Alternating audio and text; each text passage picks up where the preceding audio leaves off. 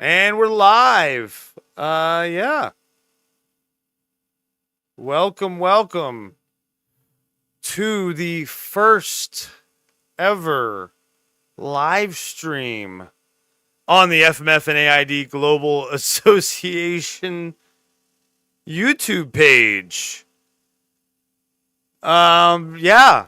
Uh, this is Rare Disease Day. We're doing things a little differently this year than I'm used to doing every year.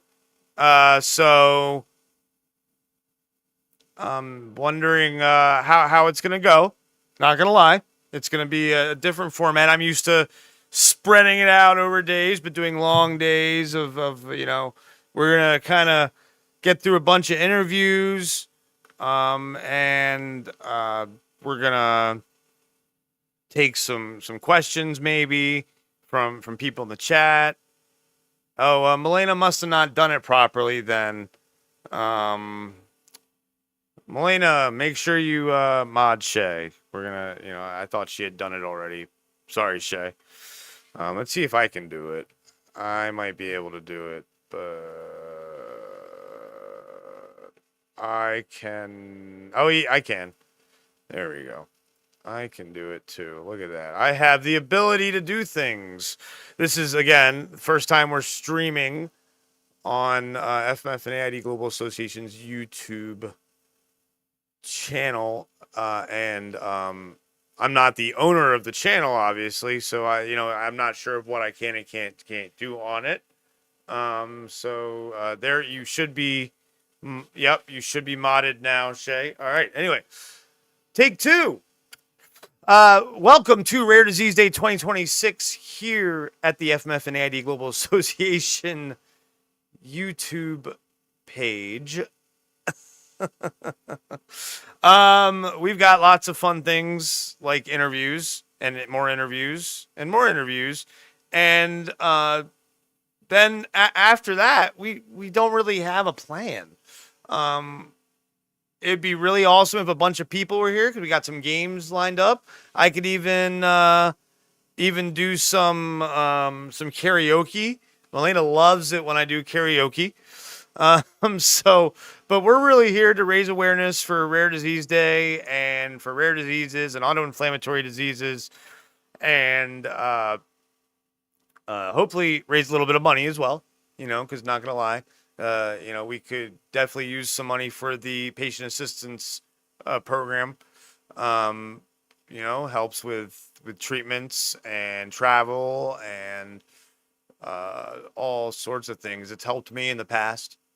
So with a genetic test. So I was very grateful for that because I was dealing with a battle with medicines and stuff, and it really was able to help me kind of get things sped up a little bit by having that on paper. So that's something I'm very grateful for. And so I am a testament and a testimonial to what FMF and AID Global Association does for patients all over the world, even when thousands of miles separated from the organization where they're headquartered. So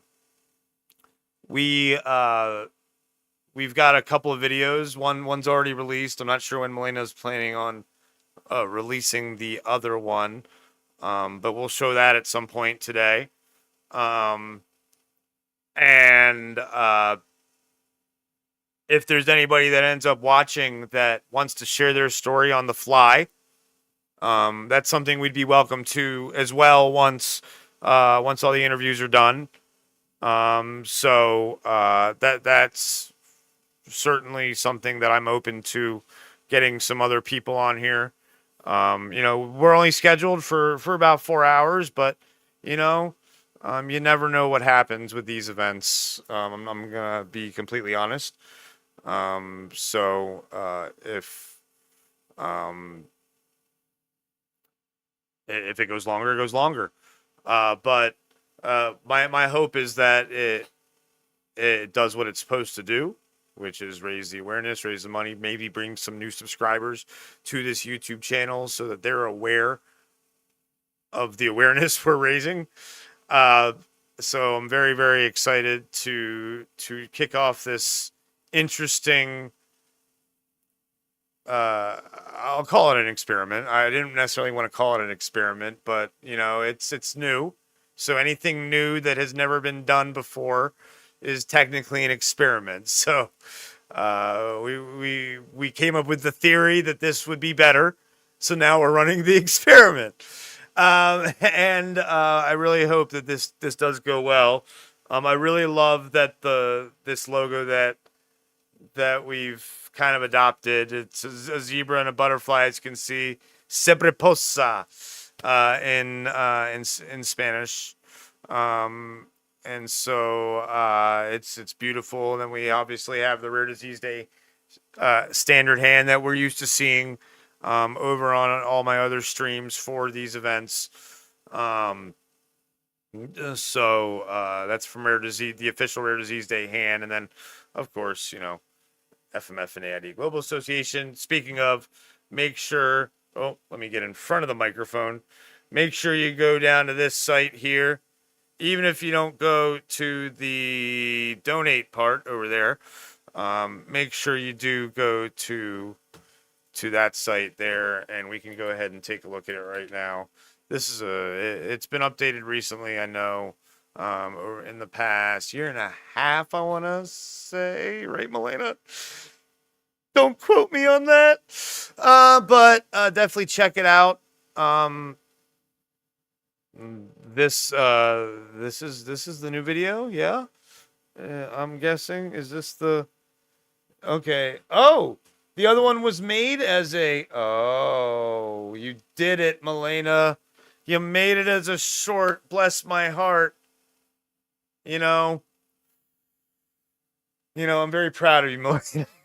Very, very proud of you, Milena. This is the one that was just released, I believe. And then we have the other one, which is a short, which I've been pushing for us to do some of. And hold on, let me close this software so I'm not using resources. Excuse me. Pardon me, folks. Well, I do stuff on the, it's always a multitasking fun business. And so, 2 new videos for me to show. Yes. Well, yeah, the one on the website right here, this is the other one, right? And yours truly did the voiceover for both, so I'm very excited for it. I tried to do them justice, the scripts justice. They were both very good scripts that Melina wrote. So and I believe Shay helped with the first one. Those are old videos. Oh, you sent me both the new ones? Oh, okay.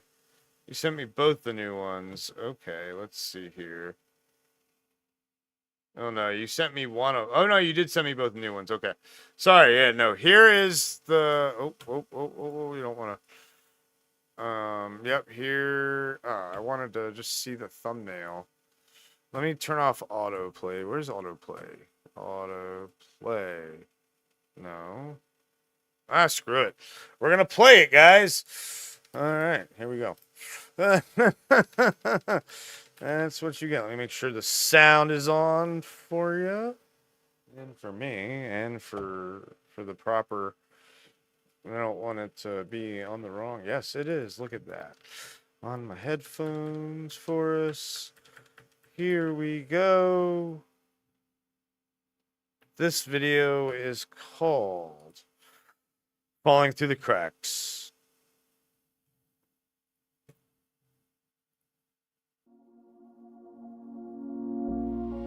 When parents are expecting a baby, their greatest wish is for a healthy child.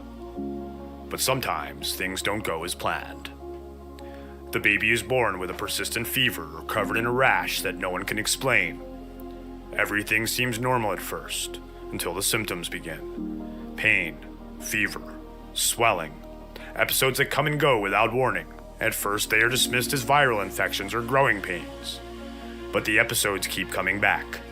And with time, they become more frequent, more severe, more disabling.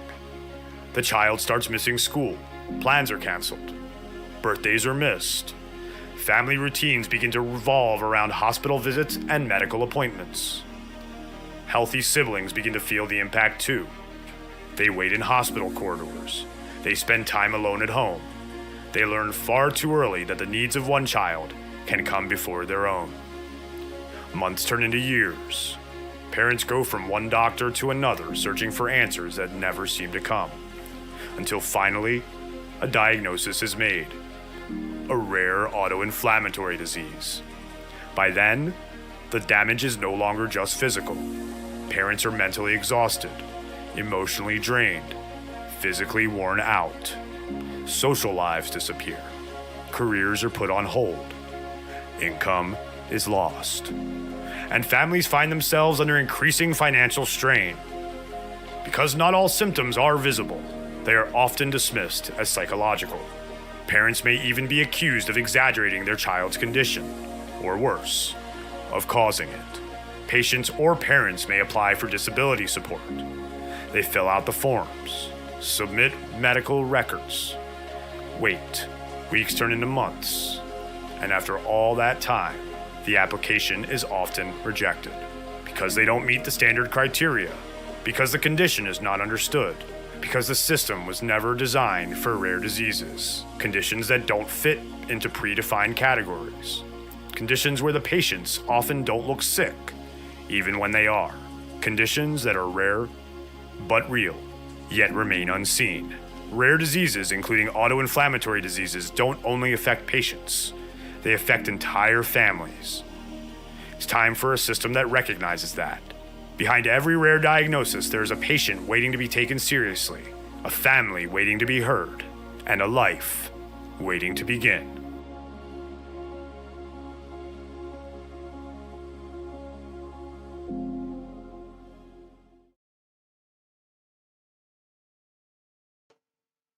Well, that was powerful. Okay. We'll show the other one later.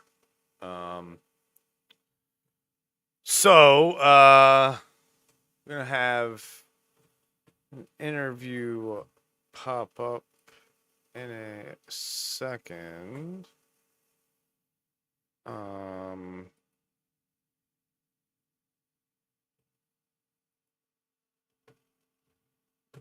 Yeah, just making sure that everything is working properly on the back end because I'm getting messages. Okay.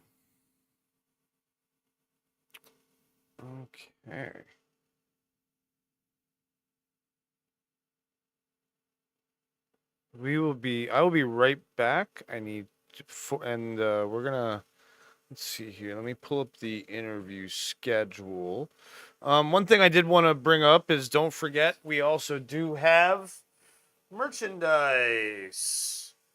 You can get shirts with this, shirts with, this on it.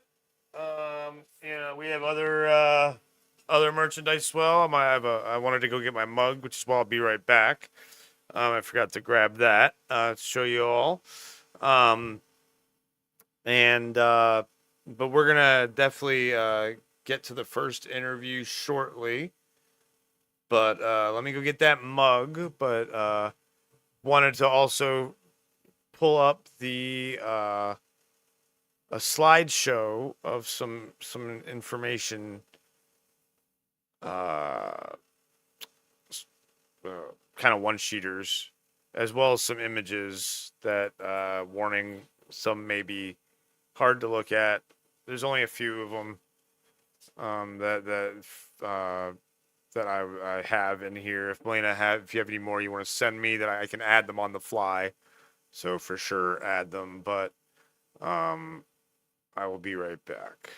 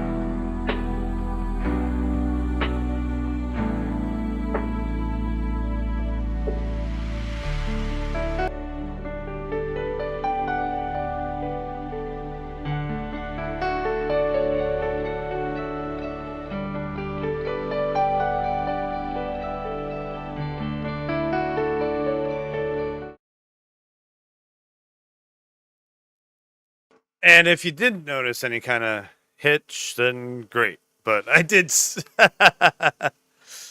hi, Patrick. Hello, Melena in the chat. Shay, Matthew. No hitches. Yeah, you didn't see it, I guess. I was that quick with it. I literally, on the OBS side, stopped the stream, but it kept going on the YouTube side, so you probably didn't really see it. And changed the setting real quick. I could only change if I stopped it on the OBS side and restarted it. Yeah, I've been doing this for a long time. Yet I'm a tiny little streamer still, because no one cares about me, little me. But what they should care about is FMF and AID Global Association. We're here for Rare Disease Day 2026, raising awareness and maybe a little bit of money. First ever stream on the FMF and AID Global Association YouTube page, so very exciting. Very exciting, very honored to be the first to host this stream. Yeah, let me pull up again. Now that's good old my schedule. Okay, in about 5-10 minutes we are going to be hosting our first interview, but if you're watching but you're not chatting, maybe say hi. If you're a patient and you're watching and you're not chatting, definitely say hi, please. For sure. And if you haven't subscribed to the FMF and AID Global Association YouTube page, please do. We're gonna do more streams here. My personal stream days are a little retired, a little bit. I'm doing other things instead. A little bit of this, a little bit of that. But obviously still a lot of this. We still haven't decided what we're doing for September. But it's important that we understand, as that video said, that these kind of diseases affect year round and don't just affect the patients, affect the families. And we're going to learn a lot about that coming up with these interviews. So let me see if anybody's in the old waiting room. Where is this one? Yes. So,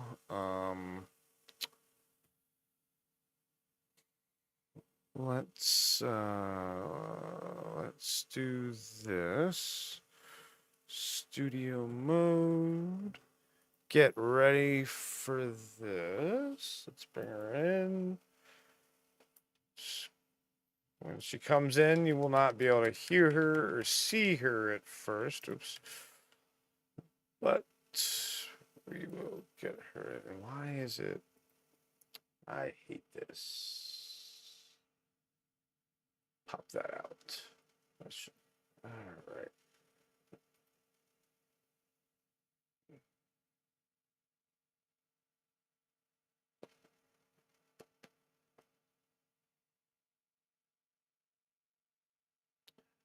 Hello, Christine.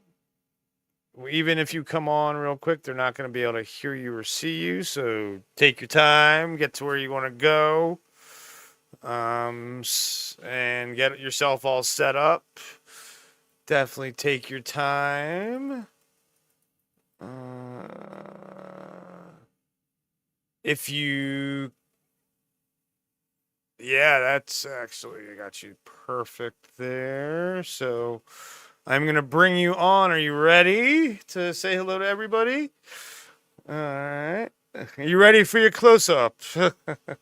I'll try. All right. Well, welcome. Welcome. Christine. Welcome. Thank you.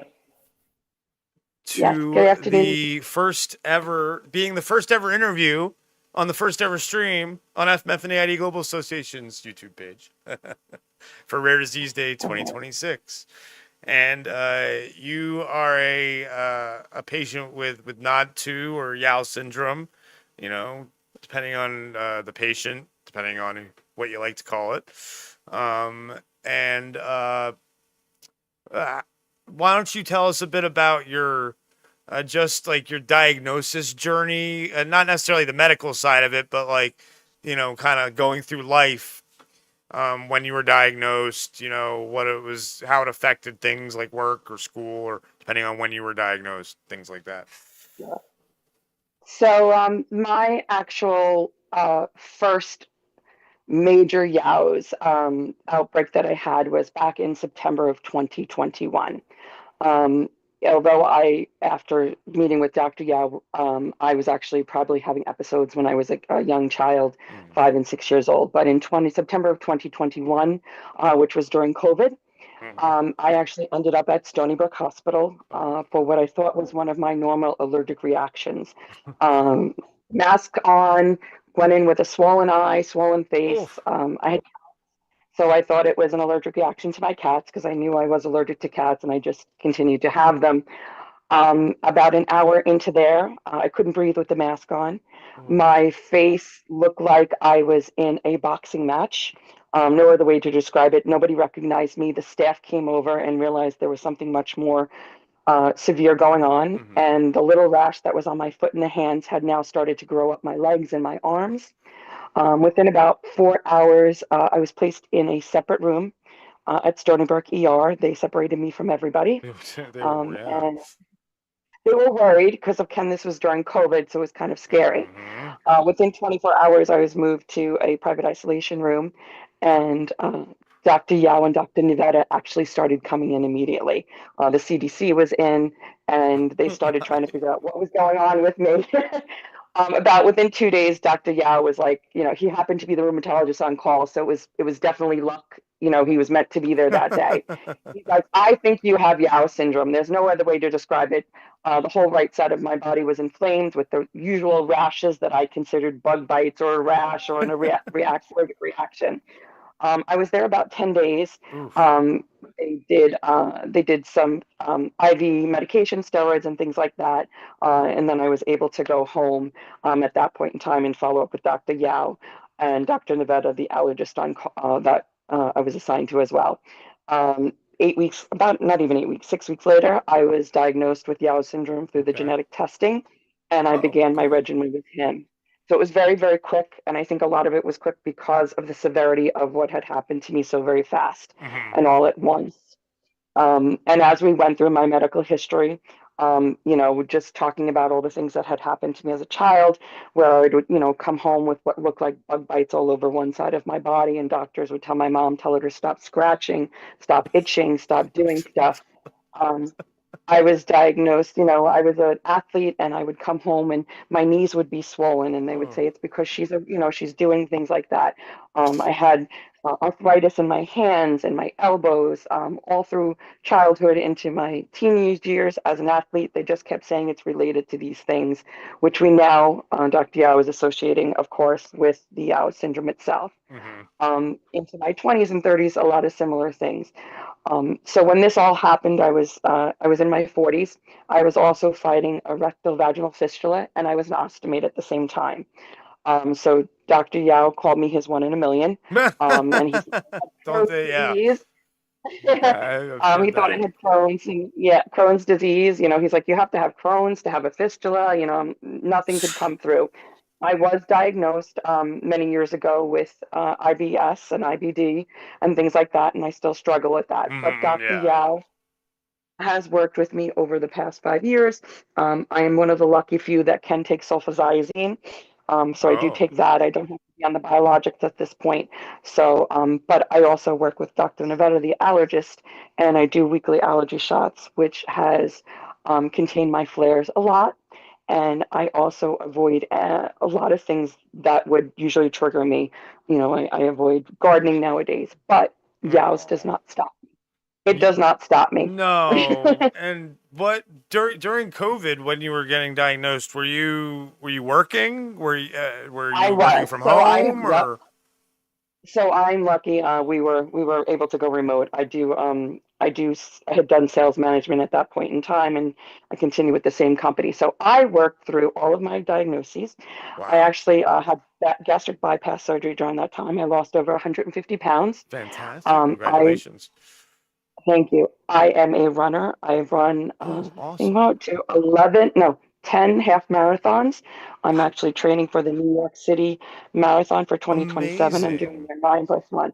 So I do not let my stop me. People see me out, people who know me, who don't know me. I'm very vocal about what I have, about all the things I've been through, because I want people to realize, as much as it is a physical ailment that does affect you, it's 99% you. You need to fight what you can fight and give that good fight. There are days where I just want to lay in bed and not move because I'm swollen. My knees are swollen, my hands are swollen, my fingers hurt. I'll get, an orbital swelling here or there.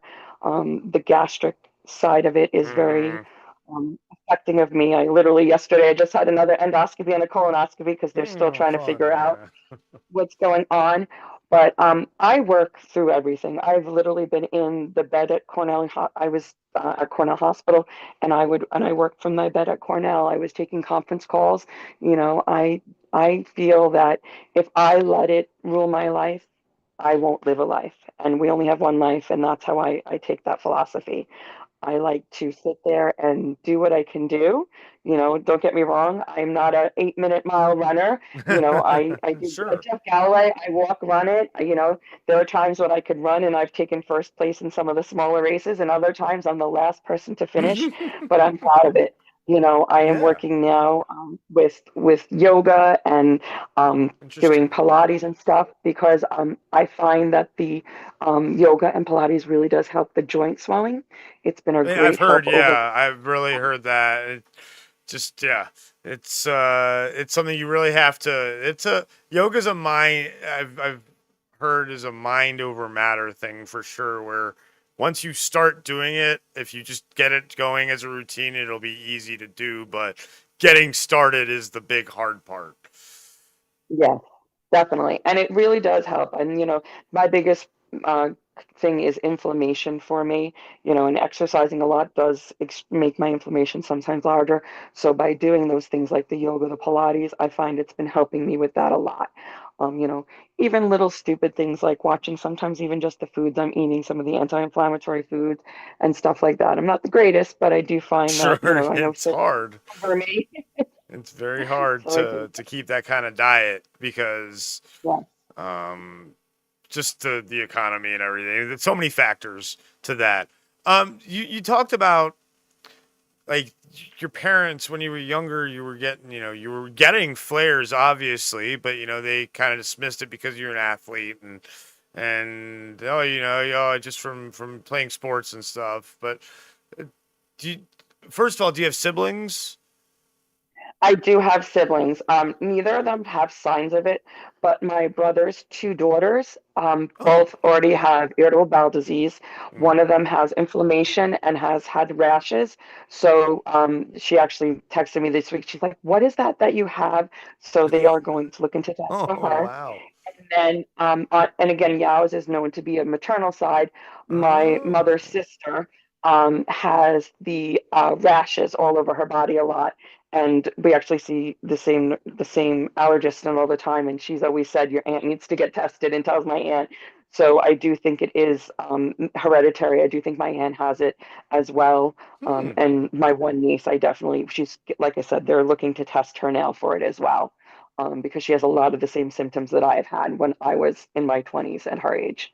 Okay, so when you were younger and you had a healthy sibling and your parents were just told it was, you playing sports, what it was, how did that affect kind of your brother and your parents and you always So being sick? Like, a lot of people, we just showed that video that talked about how, it becomes where life kind of revolves around the appointments and things like that.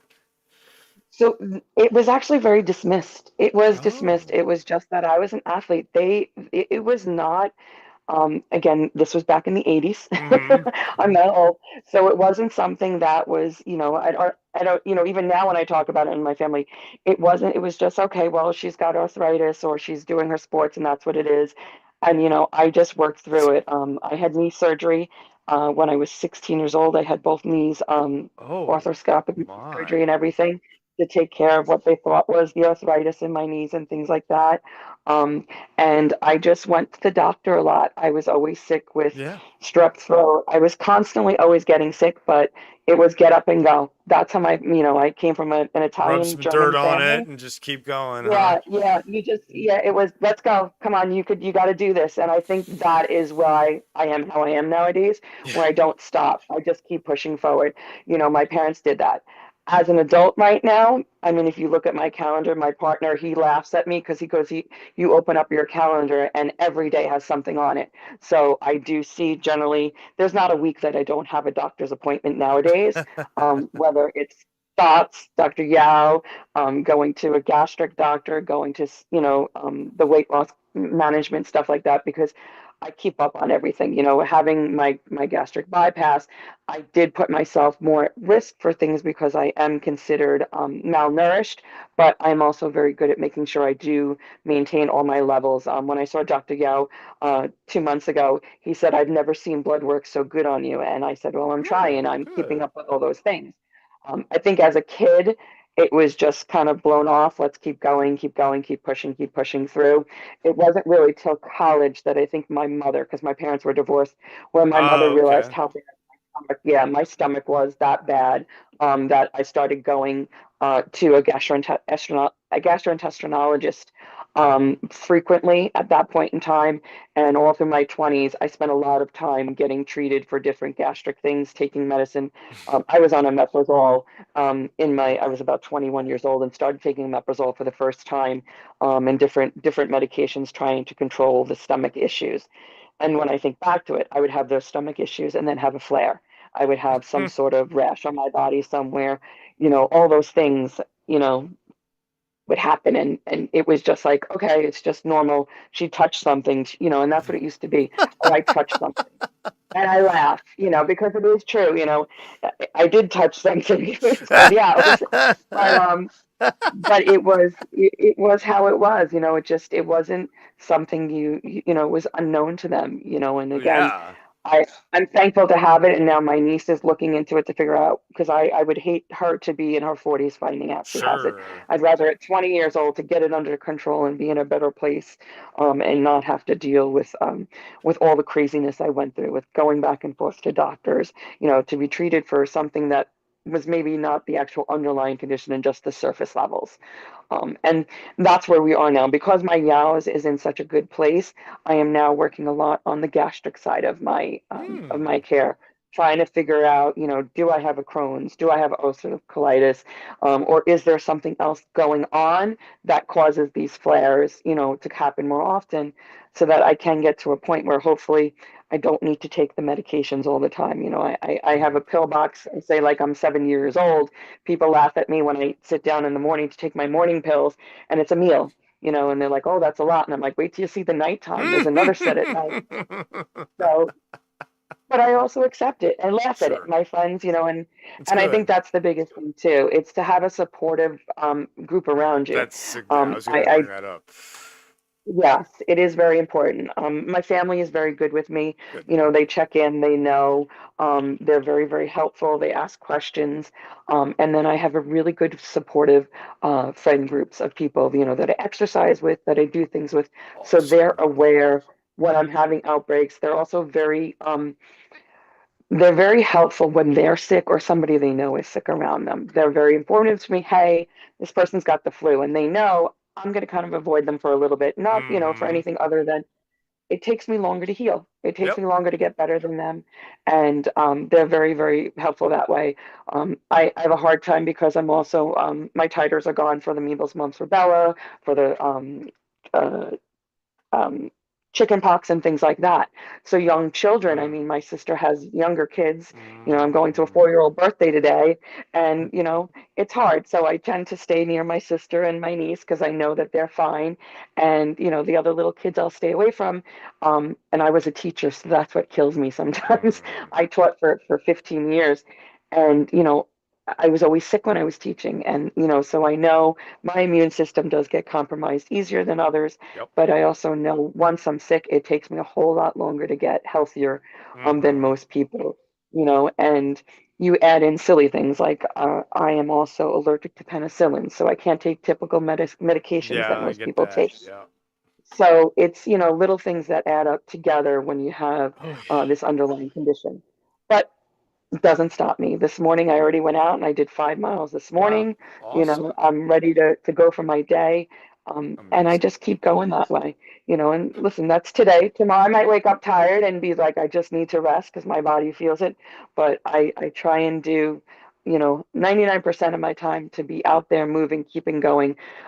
My philosophy is when I ran the New York City half marathon, I fundraised, and my philosophy was wheels in motion, stay in motion. If I keep moving, I'm I going to like it. keep going. The minute I stop and give up is when my body is going to take over, and I'm not ready for it to take over. I I like still it. got another 50 years to go. That's a fantastic mentality, and I think it's perfect that you are then the first person sharing your story. The support system thing is huge because many of us patients with autoinflammatory diseases do feel alone and lost, and there aren't many that can empathize with us. Sure, people can sympathize because they've been sick, but um, it's really good that you have a fantastic support system that understands and gets it. Um, and you talked about your family, and you talked about your partner as well. Uh, Talk about, it's something I like to think about, because we've all been through it as adults with autoinflammatory diseases, like your social life. When you were in your 20s and 30s, and the prime of when you want to have that social life, talk about what it did then to your social life compared to how you manage it now and how you've learned to manage it now. So back then, I mean, it just was, I get sick, I'd stay home and do nothing. I did. I wasn't, if I didn't feel good, I didn't have that go out and in my 20s and stuff because then I was living on my own at that point. Hmm. So it wasn't like I was working, going to work and doing my stuff. And when I got sick, I just stayed home. I didn't do anything about it. And that wasn't a good thing back then. I didn't know what was going on. I just felt crappy Hmm. and I just didn't want to be a part of it. So I was always a very bubbly personality. So people knew when I shut down there was something going on with me. Hmm. So they tended to. Nowadays, I mean, you know, I don't let it stop me at all. I laugh. I tell people, especially with the gastric issues, as long as I know where the bathroom is, I'm good to go wherever you want to go. I know when I'm running a race, I look up where every porta potty is. I've got a stash of toilet paper with me, and I bring it with me. Nice. When we go out to places, I am very aware of what's around me. You Awesome. know, I. I tend to like if we're going someplace where somebody has animals, because I know the things that are going to trigger me. I will wash my hands, not touch my face. I'm very conscious of what will affect me and what will bother me. I even with my eating itself of stuff, because I get hypoglycemic sometimes, Mm. just because of the way I eat nowadays. So I'm aware and I try and be very conscious of that. And the people I'm with are also aware of it. Before when I first started racing, I used to make sure I found somebody from the running group I belonged to. And if it was somebody I knew they already knew what I had going on. But if it was somebody I didn't know, I'd be like, hey, I'm in Hills with you. I know you're the only person here. I go, I don't mean to put it on you, but just so you know, if you see me and something happens, please make sure they look at my wrist for my medical Hmm. alert. I'm like, Yeah. please make sure they call. I've become more vocal. I don't hide anything. A lot of people Mm-hmm. hide and put their stuff away. I don't. I share it out there because I want people to be aware of what is going on, of, self-advocation, because you got to advocate for yourself, Yes. and just push it out there. And even in my social life, I do it that way. I'm in my 50s. I'm, going out to a show tonight, a concert. I'm out there. I line dance once a week. I don't stop nowadays. I can't, because I think if I stop, I get sore. COVID was hard when I first got diagnosed because we were stuck inside for so long. My body stiffened up, from just sitting around. That inflammation. I've had a couple of, let me say a couple. I had a lot of surgeries over the past 5 years, and the hardest times were post surgery, having to stay in bed for a week or two. Mm-hmm. At one point, I had to be in bed for 4 weeks straight, Oh, and the inflammation got so bad from sitting still. And it was like, that was it. I need to get up and move. And I would do silly things like rotate my ankles so that the swelling would go down. I'm actually looking to go on now, even a GLP-1, to help with the stomach issues as well. hmm. And the gastroenterologist that's working with Dr. Yao and I, he's like, it'll be great for your yaws because it'll take away your some of the inflammation in your joints. I was like, oh my God, I'm so excited. I will Interesting. try most anything. Yeah. So it's one of the side effects is less inflammation in your body. So I am very excited if I get approved for it to try that. Just one of them, listen, if I try it, it don't work, it don't work. If it does Mm-hmm. work, it's great for me. Some people it does, some people it don't. Yep.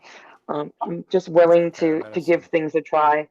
I that was one of the reasons I ended up at Cornell University, was another teaching hospital, because they tried everything. They were willing to try everything and anything for me. And Oh, now good. I'm back at Stony Brook, and I'm working with new doctors, and the same thing. I'm like, whatever you want to try, I'm in for it. I'm like, I'm willing to try it once and see if it works. So Ah, the infamous words from an autoinflammatory patient. Let's try it. Let's try it. Just this is. Let's try it. If it's gonna work, possibly, let's try it. And yeah, then, you well, if get that doesn't learned. work, It we'll doesn't try hurt. something else. That's it. That's it. And it's and I always say it's a little bit depressing when it doesn't work, but when they come up with the next one, I'm right back up there ready to go again, because you got to have hope. If you don't have hope, you're not going to get anywhere. Mhm. All right. Well, I want to thank you, Christine, for sharing your Thank you. story. And this was very, very enlightening on, kind of how, someone can, like, your message of just keep the wheels turning is very, very enlightening and very, very inspiring. I'm glad that there are patients out there like you that run marathons still, and so it you're making patients like us look bad, like me look bad. No, But no, no, I'm really grateful that you came on and shared your story, and good luck on your next marathon, and thank you. come back another rare disease day or September, and update us on everything. Definitely will. Thank you very much, Chris. All right, take care. You too. Bye. Bye. All right, that was good. Fantastic. Wow. Marathon, running marathons, going to line dancing. Like, Christina's, you know, so it's what we aspire for. Um,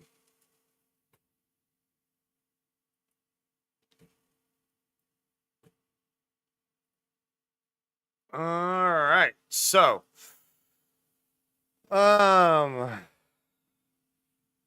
so we are gonna take just a 2 minute break, and then we're gonna get Francesca in. She's waiting in the wings.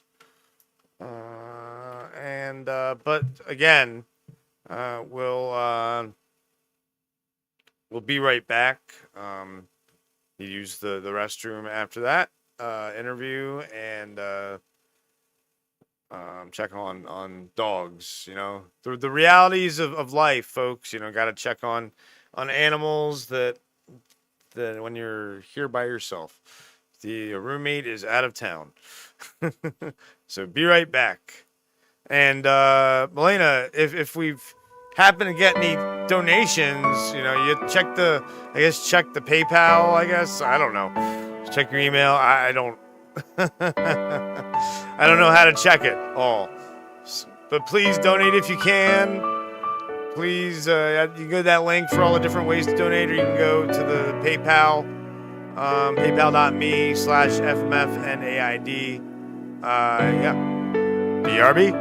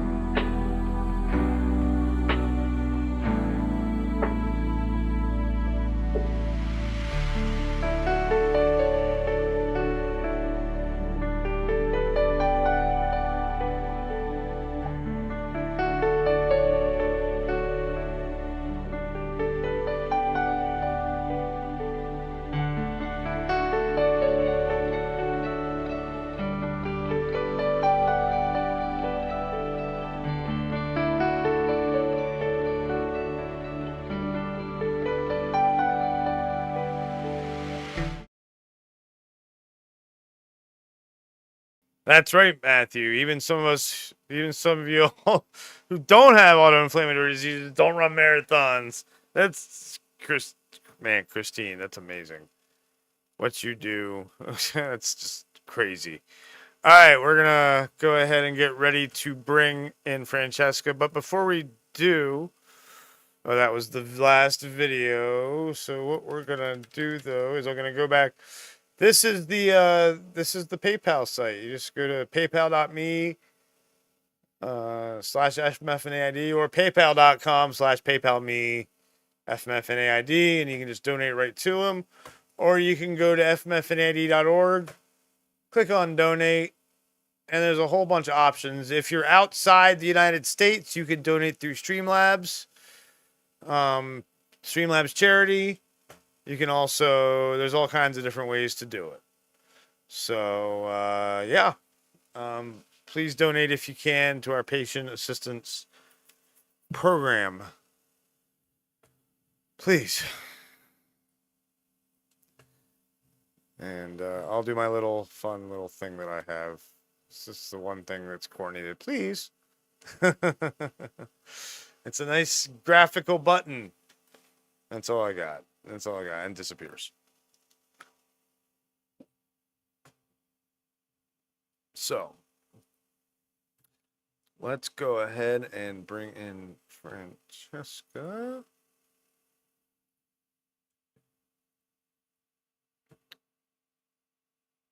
All right. Hold on one second, Francesca. When you come in, they will not be able to hear you yet or see you, but come in whenever you're ready. Good. How are you?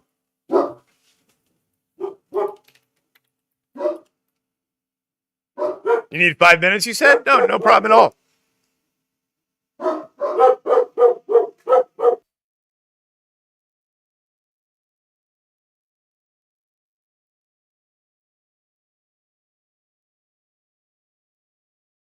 Oh, so you're not going to be able to do the interview now?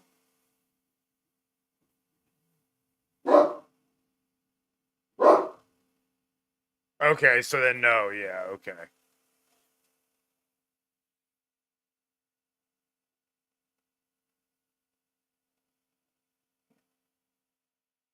Okay, no problem. Yeah, no problem.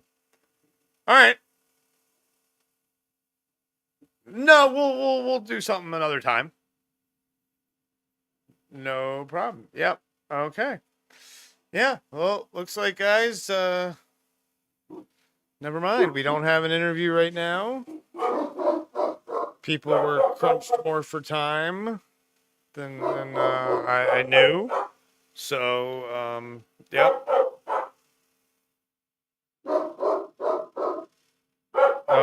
Yeah, so sorry for the dogs going crazy if you can hear them. Let's switch to this now.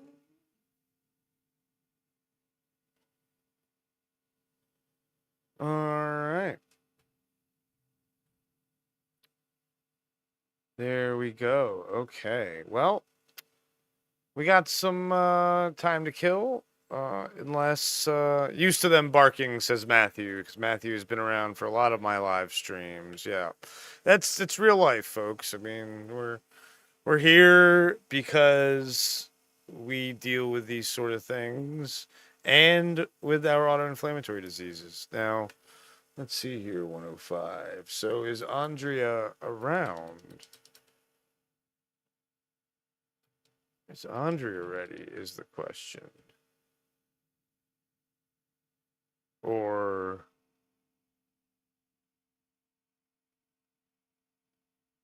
is that one not happening either? Okay. Well, what we're gonna do is we're gonna play the other video that we have then. Boom.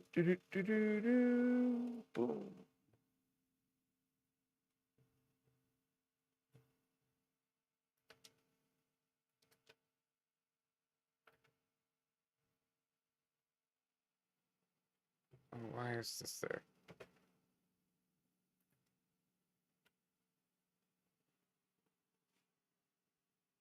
Oh, hold on. And confirmed her diagnosis early. Yep. Okay. There we go. Sorry about that. Meet Antonella, a little girl born into a world of pain no child should ever have to face. From the very beginning of her life, her body has been fighting a constant battle. Antonella was fortunate to have a knowledgeable doctor who ordered genetic testing and confirmed her diagnosis early. The real struggle, though, was only just beginning. Antonella lives with the most severe form of CAPS called Sinca syndrome. Extremely rare, many doctors will never encounter it in their entire careers. The disease causes constant inflammation, daily suffering, and life-threatening complications. Even with the correct diagnosis, her family faces impossible challenges. The medication Antonella urgently needs is not always available in Ecuador. For months, her parents fought through endless appeals and rejections while her condition continued to worsen. Her father, a police officer, has done everything within his power and beyond to help his daughter, but costs associated with this disease are overwhelming. Medications, physical and speech therapy, medical exams, dental care, emergency department visits, and hospital stays all must be paid for privately. No parent should have to face the devastating reality of being unable to pay for the medical care which their child desperately needs. Behind each of these photos lies countless nights with never-ending flares, innumerable hospital visits, oftentimes being admitted, no sleep, and many moments of fear. Always wondering whether she will make it through yet another crisis. With the right care, Antonella's life can look very different. Care that controls the disease, prevents further damage, and gives her a brighter future. Only together can we help change her story. Your donation, even a few dollars, to FMF AID Global Association's Medical Assistance Program can provide crucial support to families like Antonella's, helping them access the medical care their children urgently need, and can give Antonella a chance and bring hope to many other children still waiting for help. With the right therapies and support, Antonella will learn to walk, will hopefully preserve the vision she still has, and will continue to develop, so that one day she can participate fully in society. Your support can change a life. Donate now at fmfaid.org/donate or paypal.me/FMF-AID.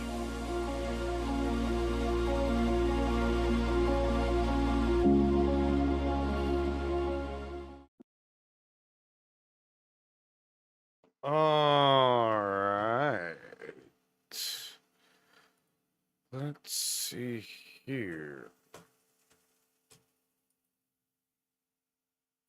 So, well, we might have a lot more time to fill than expected. So, oh, because of that,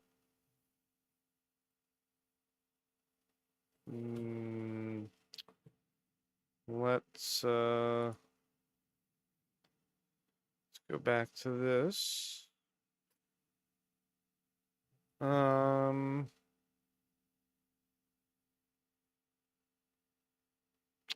Yeah, we're gonna have to fill some time with some stuff. So, let's see here.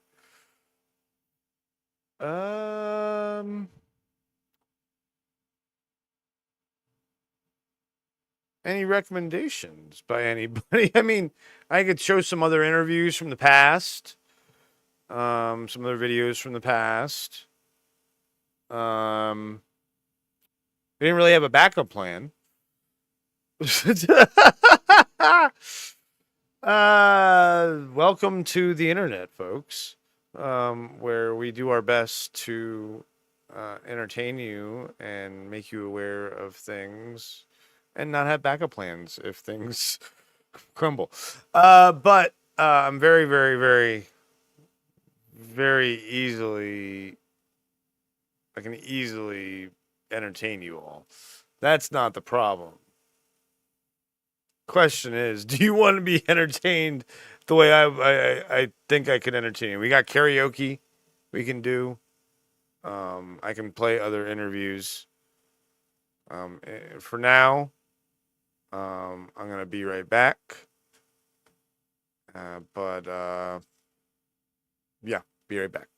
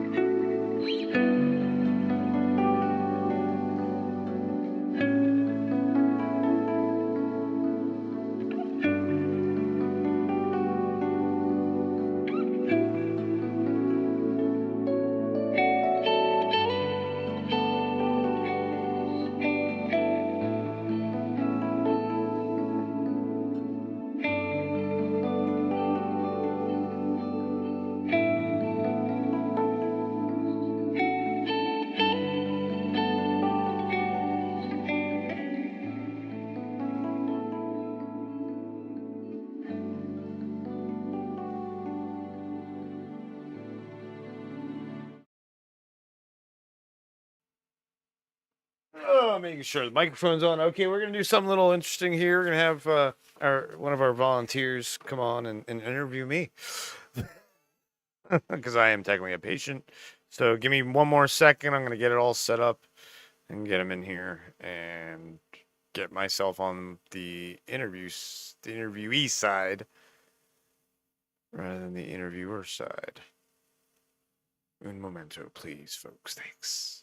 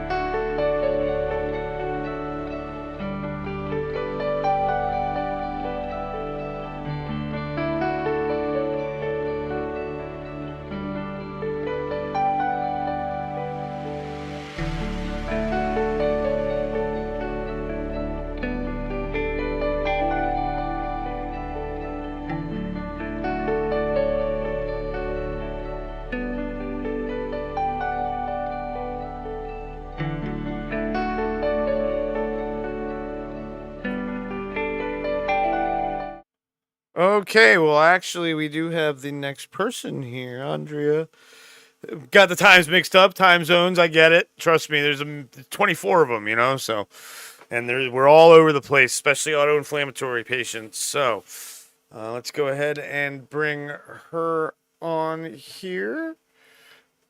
Andrea, hello there. Oh, How are you doing today on this rare disease tired. day? Tired? I get that. I get that. Thank you for so much for being here and for sharing your story. You are also a nod to slash Yao syndrome patient, depending on again who you are, what you like to call it. Um, and why don't you tell us a little bit about your diagnosis journey and not necessarily the medical side of it, but kind of what it was like going through getting diagnosed, when you got diagnosed, etc. I've been dealing with this for over 20 years. I've been intubated twice. The first pulmonologist I had swore up and down that there was something else wrong with me other than COPD or asthma or whatever. And he kept trying to test me for Cushing's, and that, of course, never went through well enough. Um, but it's always been because I more of mine was issues with my breathing, um, and that it in my mid 30s, um, and it's progressively gotten worse. The last 2 years, it has been horrible. I've been demoted from a position at my work Oh no. because of it. I've not been able to work like I normally do, um, because I've been spent more time in the hospital than I've been at home, work, or anything else. Um, as far as getting the diagnosis, I did the 23andMe, Mm, and then I did the sequencing, okay. and then my daughter helped with a lot of it Oh, that's good. as You have a support system she, there. Nice. she has it as well, Okay. and she is also on this. Emily Diagate is my daughter. Okay. Um, she went and saw Dr. Yao, and Dr. Yao basically told her, yeah, she needs to get uh, get tested, which I'd already done, do the genetic testing, which I'd already done. We were just waiting for the results to come in, and then she helped me pan out the results, and then we sent it to, and I already had a referral to Dr. Davis at Mayo, and and I did 2 trips to Mayo driving by myself. So you doctor Um, to doctor, clinic to clinic, facility to facility. Had it, and as you said, it that you know you I've been just to were every. demoted from your job. Like, talk about maybe how it affected then your socially, and if you, especially with your daughter having it as well. Uh, How old was she when she started showing symptoms? Was she younger when you I started that you'll noticing have to ask things? her. You'll have to ask her on that. Um, Emily, I gave Emily up for adoption Oh, when she was 3 months old. wow. Okay. So yes, so Crazy. Okay. it's a really interesting thing, Al. And I'm gonna. She's now, from what she told me, she was having problems starting. Her O2 levels started going downhill, and she's 34, fixing to be 35. Um, that's when I started having problems with my breathing. I was intubated at 35 the Okay. first time, and that was the first time I ever had problems with my breathing. Never had problems with my breathing. until I hit 35. And that's just the way it is. I've been to every hospital in Texas. I've been to, like I said, I did 2 trips to Mayo, uh, not being able to breathe. And that's a 2 day drive. And I drove it. Yeah. Oh yeah. And I drove it, having a hard time breathing. The first time I went, I spent 13 days in that hospital at Mayo. They ran every test and everything. So I still, to this day, have not seen Dr. Davis. I'm dealing with Dr. Aishawa through up there.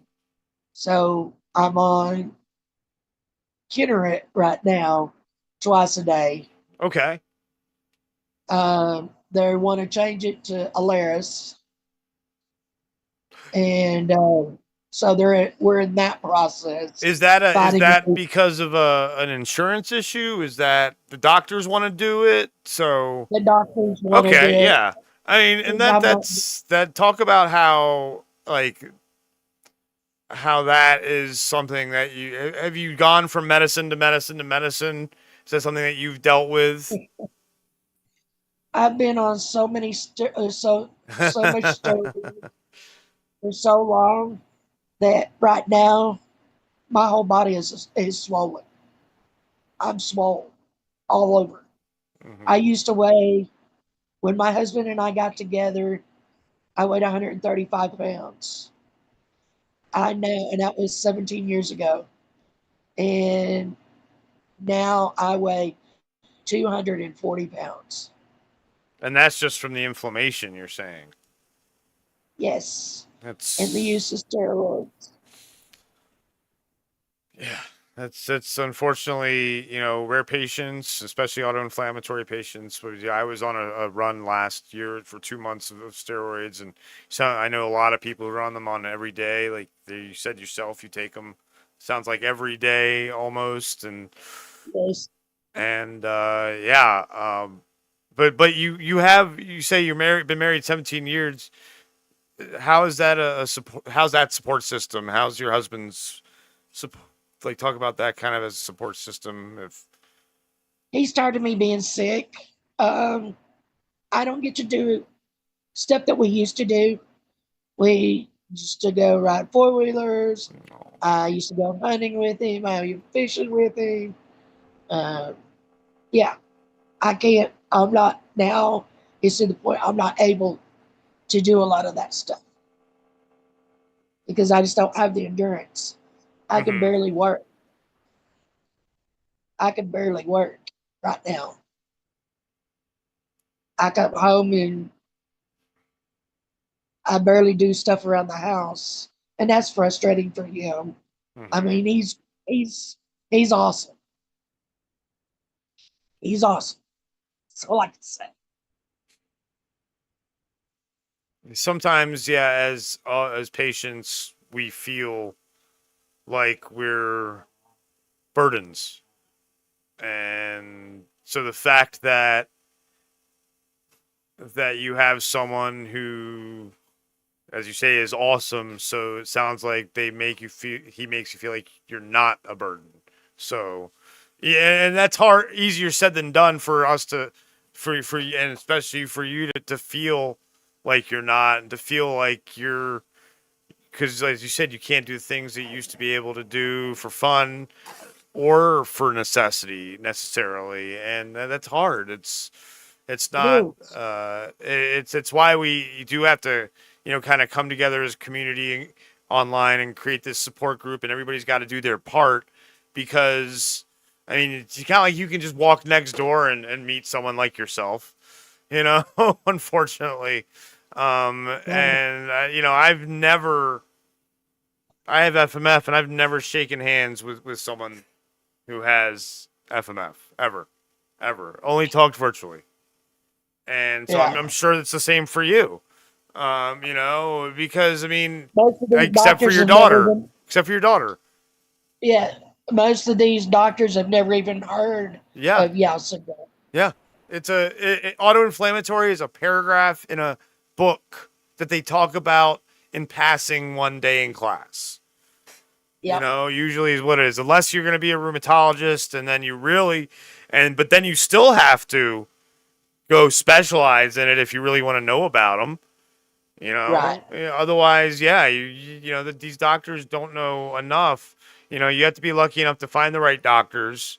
It and then if you can't find the right doctors that know something, you have to find the right doctor that's willing to learn.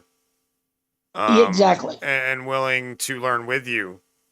And I think Yes. that's very important. I think that's very important. The whole finding the doctor that's willing to learn, because that, you know, I asked you the question, is the insurance company or the doctors? You know, oftentimes it is the insurance company that makes the doctor ignorant, because Yeah. they can't, you know, their hands are tied by something insurance wise, or they don't want to go down that road because they don't want to have a battle with the insurance companies. And it's a shame. It Yeah. really is a shame that we live in that kind of country in the United States and Canada and the UK, where the system kind of, you know, and I don't know about other countries. Those are the ones I know the most about, where the system kind Yeah. of rules all, and you're kind of, your hands are tied by either the insurance companies, NHS, you know, Canadians system, where you are a lot of times just a number and you feel like a number. We talked about that. We talk about that a lot. Is that these rare diseases are very, very prevalent, and much more. There's a lot more people that have them than people think. They're just still unseen, and Yeah. so we need folks like yourself coming on and sharing your story.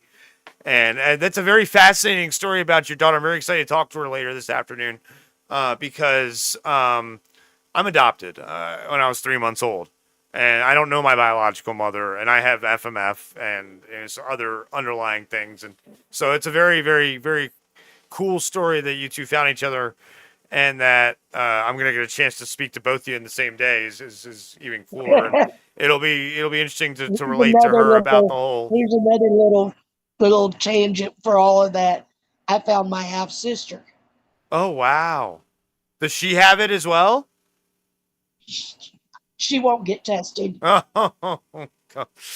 Sometimes, and you know, we talked about in the last interview being vocal about your disease, and being an advocate for yourself, and it sounds like that's something that you do as well. Especially the fact that you were able to, you know, that kind of proactive advocacy for yourself allowed you to find your daughter and your half sister. You know, so you Well, know, that's so I found, important that people hear this kind of story. but what's funny about it is I found her years before this, before all of this dropped down. Huh. Um, but she didn't believe me. She did the 23andMe, and I had done the 23andMe. And I had her as a friend on Facebook, and I had messaged her several times. And I just let it alone. And just every so once in a while, her birthday, I would message her holidays, and that was it. Mm-hmm. And I wouldn't push it. And then when I did the 23andMe, of course, I found out she had done it. And I sent her a message on Facebook. You need to look at your 23andMe results.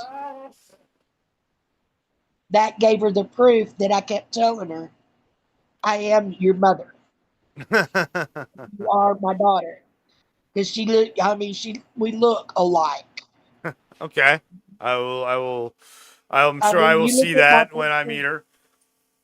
you, well, not now because my face is so swollen. Oh, okay, But if okay. you look at my pictures on Facebook, my younger pictures, even from a couple of years or a few years ago, like when I got married, you can tell we look alike.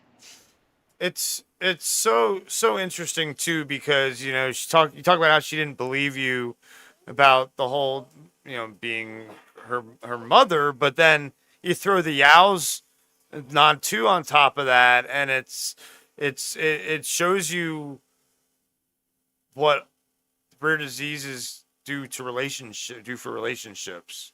Like now you're probably Right. closer than ever, I'm guessing, compared to Here what and you were there. before. Even before, if when she finally admitted it, but didn't have all the diagnoses and stuff, you probably are now closer than that because you have this bond, We this still thing in keep common, much more. Sure, people say blood is thicker than water. I don't always believe that because I'm adopted, it's not.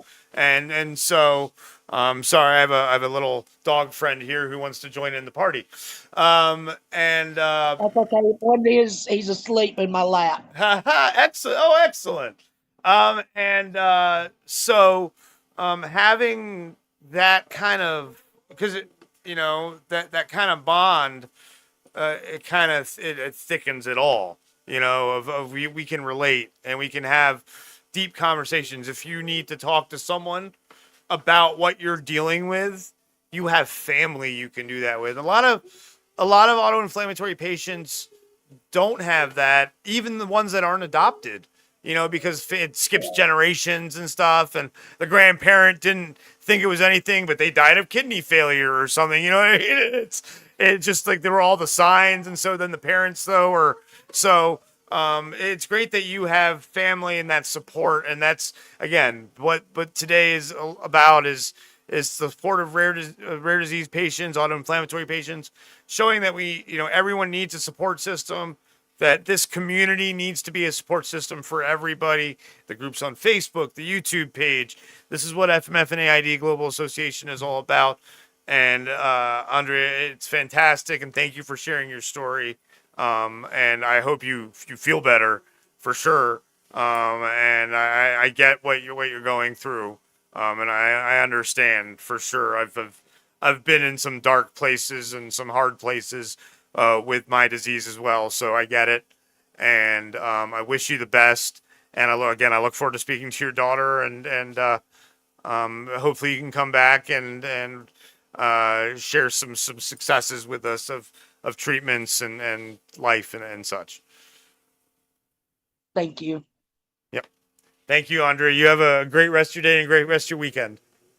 You too. Thank you. Enjoy. Bye. Bye.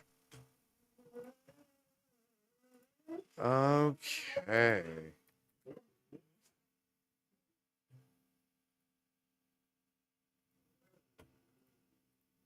All right. So, as you can see, I have a dog that would like to go out. So I'll be right back, and then we'll talk a little bit about Andrea and that interview, and then we have Sarah coming up. I'm very excited to talk to Sarah. Sarah and I keep in touch. She is another FMF patient, and she's been going through some crazy stuff recently. So her story is going to be really a good one to have shared. But as you can see, I'm being summoned. So we're going to do this slideshow real quick and then put the Be Right Back up. So give me a second here. Be right back.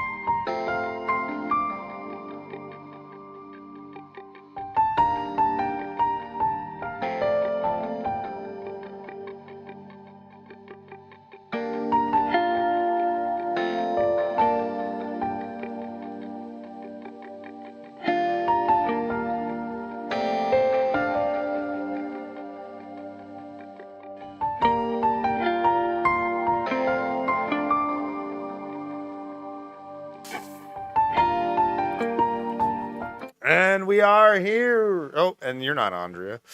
That's your name's. We're gonna even put your last initial because we're gonna be like, she's Sarah C. with the FMF, like me. Hey, that rhymed. All right. So, how are you doing, Sarah? Say hi to everybody. Hi guys. Sarah is an FMF patient, as you can read. And she is someone who has had a very fascinating story. We've talked to Sarah a bunch of times. And I still love the fact that you took your stand at 18 and did the disability thing and I know your eyes thing going on, so that kind of had a factor in it. But even with that, a lot of people wouldn't take that. What wouldn't in our, the millennial slash, to Gen X age group, we were raised, after high school, you go to college, you get a job, you do that thing. And you were like, no, I'm gonna take care of myself. And to me, it's always inspiring. So I'm really always excited to talk to you. This the theme is we're all in this together, and that so it's all about community and support groups. And for you, one of the things we were talking about before we jumped on was I find, even though I'm not a very religious person, is church. And talk about that for your community and support and everything, how that's been a great support group for you growing up So, and in adulthood as you've dealt with your disease. as most of you mostly don't know, Chris here does. I just got out of the hospital about 2 weeks ago today for a large FMF flare-up. They seem to be happening every year around and I just put this piece together just last week, around anywhere between the end of August and late February. I seem to have a huge FMF flare-up, and my rheumatologist a couple weeks ago, I did a usual follow-up with him, and I was having a bunch of symptoms. My heart rate, I was severely tachycardic. I was almost in the 160s. My heart rate was anywhere from 155 to 158 beats per minute. I told him all my symptoms, and he's like, I think you're right. You're in a flare-up. So he did a direct admission that day, and I was there for 6 days. I was on IV steroids through my port for 3 of those days, getting them every 6 hours. And throughout those 6 days, I had a chaplain come in, and I also had several people from my church along with my pastor come in. And it also helped that I met someone in my church who was a pediatric rheumatologist, a retired one. And as soon as I brought up FMF, he automatically knew what it was.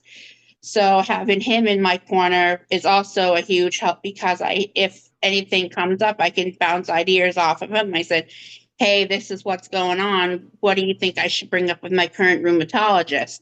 So having him plus other people in my church community is a huge blessing, and it's helped me a lot get through everything. Yeah, that community is like churches are super good for having as people who support you, as long as you go to you find the right people. It's like a retired pediatric rheumatologist, and that's great that you've surrounded yourself with good people who from a good church, and but also you have someone much closer to you who you can kind of relate to, and not necessarily with the same disease, but talk about your mom a little bit and that kind of support Um, and the support from your my mom. mom, she has Still's disease. She was diagnosed, I want to say, probably 13, going on maybe 14 years ago, something like that. And it's very similar. She's also currently dealing with a flare up herself because where we live in Vermont, the weather's been chaotic. We've had multiple blizzards. So with those storms, it's affecting both of us. But she's been a huge support. She fought for me at the age of 7 when I started having symptoms, all the way up until I was finally diagnosed at the age of 12. And she's still fighting for me. I mean, when I was hospitalized, I would call her every day, give her updates. One of the times I was talking with her on the phone, my rheumatologist actually came in. At one point, all 3 of us were actually seeing the same rheumatologist, me, her, and her mom. And it was like something really like we could bond over. It's something typically you don't want to bond over, but Sure. it was something that she could relate to, and she still relates to. So having her in my corner has been really helpful all these years. It's funny. It's something that we don't necessarily want to bond over, but you're right. You oftentimes though laugh at it in the whole, oh, here we go again kind of thing, and as you said, you just dealt with a bad flare, and you had said that, you know, I asked, one of the questions I had asked you was, is there any kind of pattern? And you're like, no, no, no pattern. Then days later, you're like, wait a minute, there's a pattern, and that's the key. I think one of the big keys for autoinflammatory disease patients is Right. finding those triggers. And if once you start to learn your triggers, plus the right combination of medicines, unfortunately, that's just the reality of it. Then you should be good. That's one thing. Talk about the frustration right there that you're dealing with the uncertainties of this medicine and that medicine. Should we stop this? Should we try that? Should we do this? Should we do that? And how that's kind of how mentally draining that's been, unfortunately, for you. Well, currently, right now, I am on a 5-week steroid taper. I'm officially on my 2nd week of steroids. So, and it's not the prednisone, it's stronger than the prednisone. So, and this is something that I was nervous of him to do, but he actually stopped the colchicine because one of his theories is possibly I was having colchicine toxicity. So temporarily, we've stopped the colchicine, which I've been on for, it'll be 21 years this year, which I'm nervous about because the colchicine is one of the main meds that actually got rid of the fevers for the most part. And I'm worried that with stopping the colchicine, the fevers will start to come back along with, and when I stopped the steroids, I'll start having more flare-ups like I did back when I was 7 years old. Because when I was 7 years old, I was having monthly flare-ups from 3 to 5 days and constantly ended up in our local ER. So that's one of my main fears. Another fear is possibly stopping the colchicine is the amyloidosis. Sure. That's Absolutely. another fear of mine. But one of the good things is the colonoscopy that I got while I was in the hospital did come back and it didn't show any signs of inflammation, no signs of inflammation in the colon, no IBD. So that's a huge plus. So I'm thankful for that, but we still don't fully understand like what's causing the flare ups and why these are happening. So that's a huge frustration as well. And we're also possibly exploring the fact of my infusions may be wearing off after 3 years, which this has not been the first time this has happened. The Alaris, just after 2 years of getting that wore off, that's what led to the Actimera. And then with the Kinneret, the anakinra, after 5 years, that wore off, which led to the Alaris injections. So if the infusions are wearing off, we do have a plan B, but I'm keeping my fingers crossed that this isn't the case after 3 years. Yeah, and it just shows you people really cannot understand what what autoinflammatory patients, rare patients have to go through. I mean, just you heard that after 5 years, after 2 years, after. I mean, I've been in the same boat, so I get it. Yeah, with the medicine, but normal people, I won't. That's a terrible word to use. The healthy people do not have to deal with the hoops that we have to jump through just to stay healthy. Um, and it's funny that you say the colonoscopy came back okay, because there were some questions whether or not you even really needed to get it and how your body would react after you got it. Yeah. Just to clear up, was your body okay afterwards? Yeah, my body was fine after getting it. That's good. That's good, because you can. I mean, the concern was valid, of course. Yeah, it definitely because was. I've had plenty of colonoscopies where my body was not fine afterwards. So I'm glad your body was good afterwards, and then you didn't have to deal with that, because again, and that nothing was found, of course. But it's crazy that you bring up the colchicine thing after 21 years, and then but then that keyword was temporarily. Yes.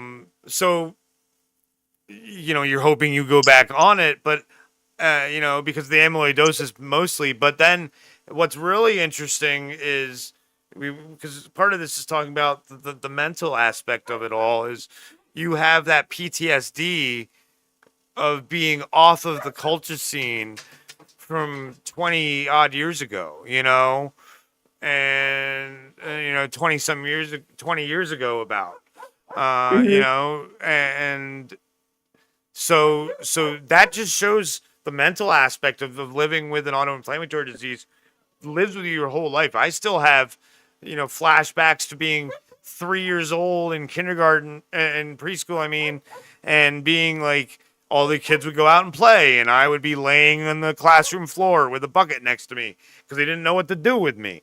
And so I totally get that mental aspect of, oh my God, I'm off this medicine now.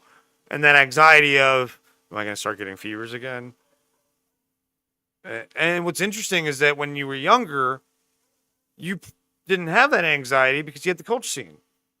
Right. But colchine's not an anti-anxiety med, No. so it's really that interesting connection between the disease and mental health, and then how important having a community, a support system is around you. You got your church, you got your mom, you got your dad, you got the online groups, you got your friend Callie in Canada, California, Mhm. Jesus. Start CA. It starts with a CA and it's .ca. So Canada, I mean. And so, right, and so you've got this great support group that without it, I mean, that hospital stay without a support group would have put you in a really dark place. Definitely would have. And it's sometimes it takes a long time to admit that our diseases come with the mental health aspect. And so reaching out like you do is something everybody should do when they're feeling down and stuck and don't have answers, whether it's going to the groups, whether it's calling the FMF and AID Global Association support line, whether it's messaging me like Sarah did, if you know me, whether it's, I just had someone else text me and ask me a question about, dealing with going on disability, a question they should, oh, should I do this? Should I do that? Anything like that, because of the complexity of our diseases, it's important to make sure that you reach out and keep that community, and your story of of right now in the present of dealing with that, let alone what you dealt with growing up, and in your 20s, but right now in the present, you're showing how important that support group is. Talk about, though, in the past and what it was like in your 20s with, not so much of a support group, especially the early 20s, when the groups weren't necessarily there, the resources weren't necessarily there. So growing up in my teens and my 20s, I felt, and this was before I met Callie, before I met you, before I met Melena, before I met anybody, I felt alone. I mean, when I was in school, there was nobody I could really talk to because my disease was so rare. There was one person I had that I could talk to, and that was one of my teachers growing up. And she could always tell when I was flaring. I mean, she did everything for me. But as far as like students, faculty, I mean, I had no one. I felt isolated. I felt alone. I hate to use this word, but I felt like a freak. I mean, I felt out of so many people in this world. And in the small town that I live in, like me being the only one that has this rare genetic condition, missing so much school, there were kids that could go out and do things, field trips, just a bunch of different things that I couldn't participate in. I mean, when I graduated, we had Project Grad. I didn't even make it the full night. My dad had to come and get me because I flared up through half the night. All I did was went swimming, and it just took everything out of me. I got so sick. I got a fever. My face got red.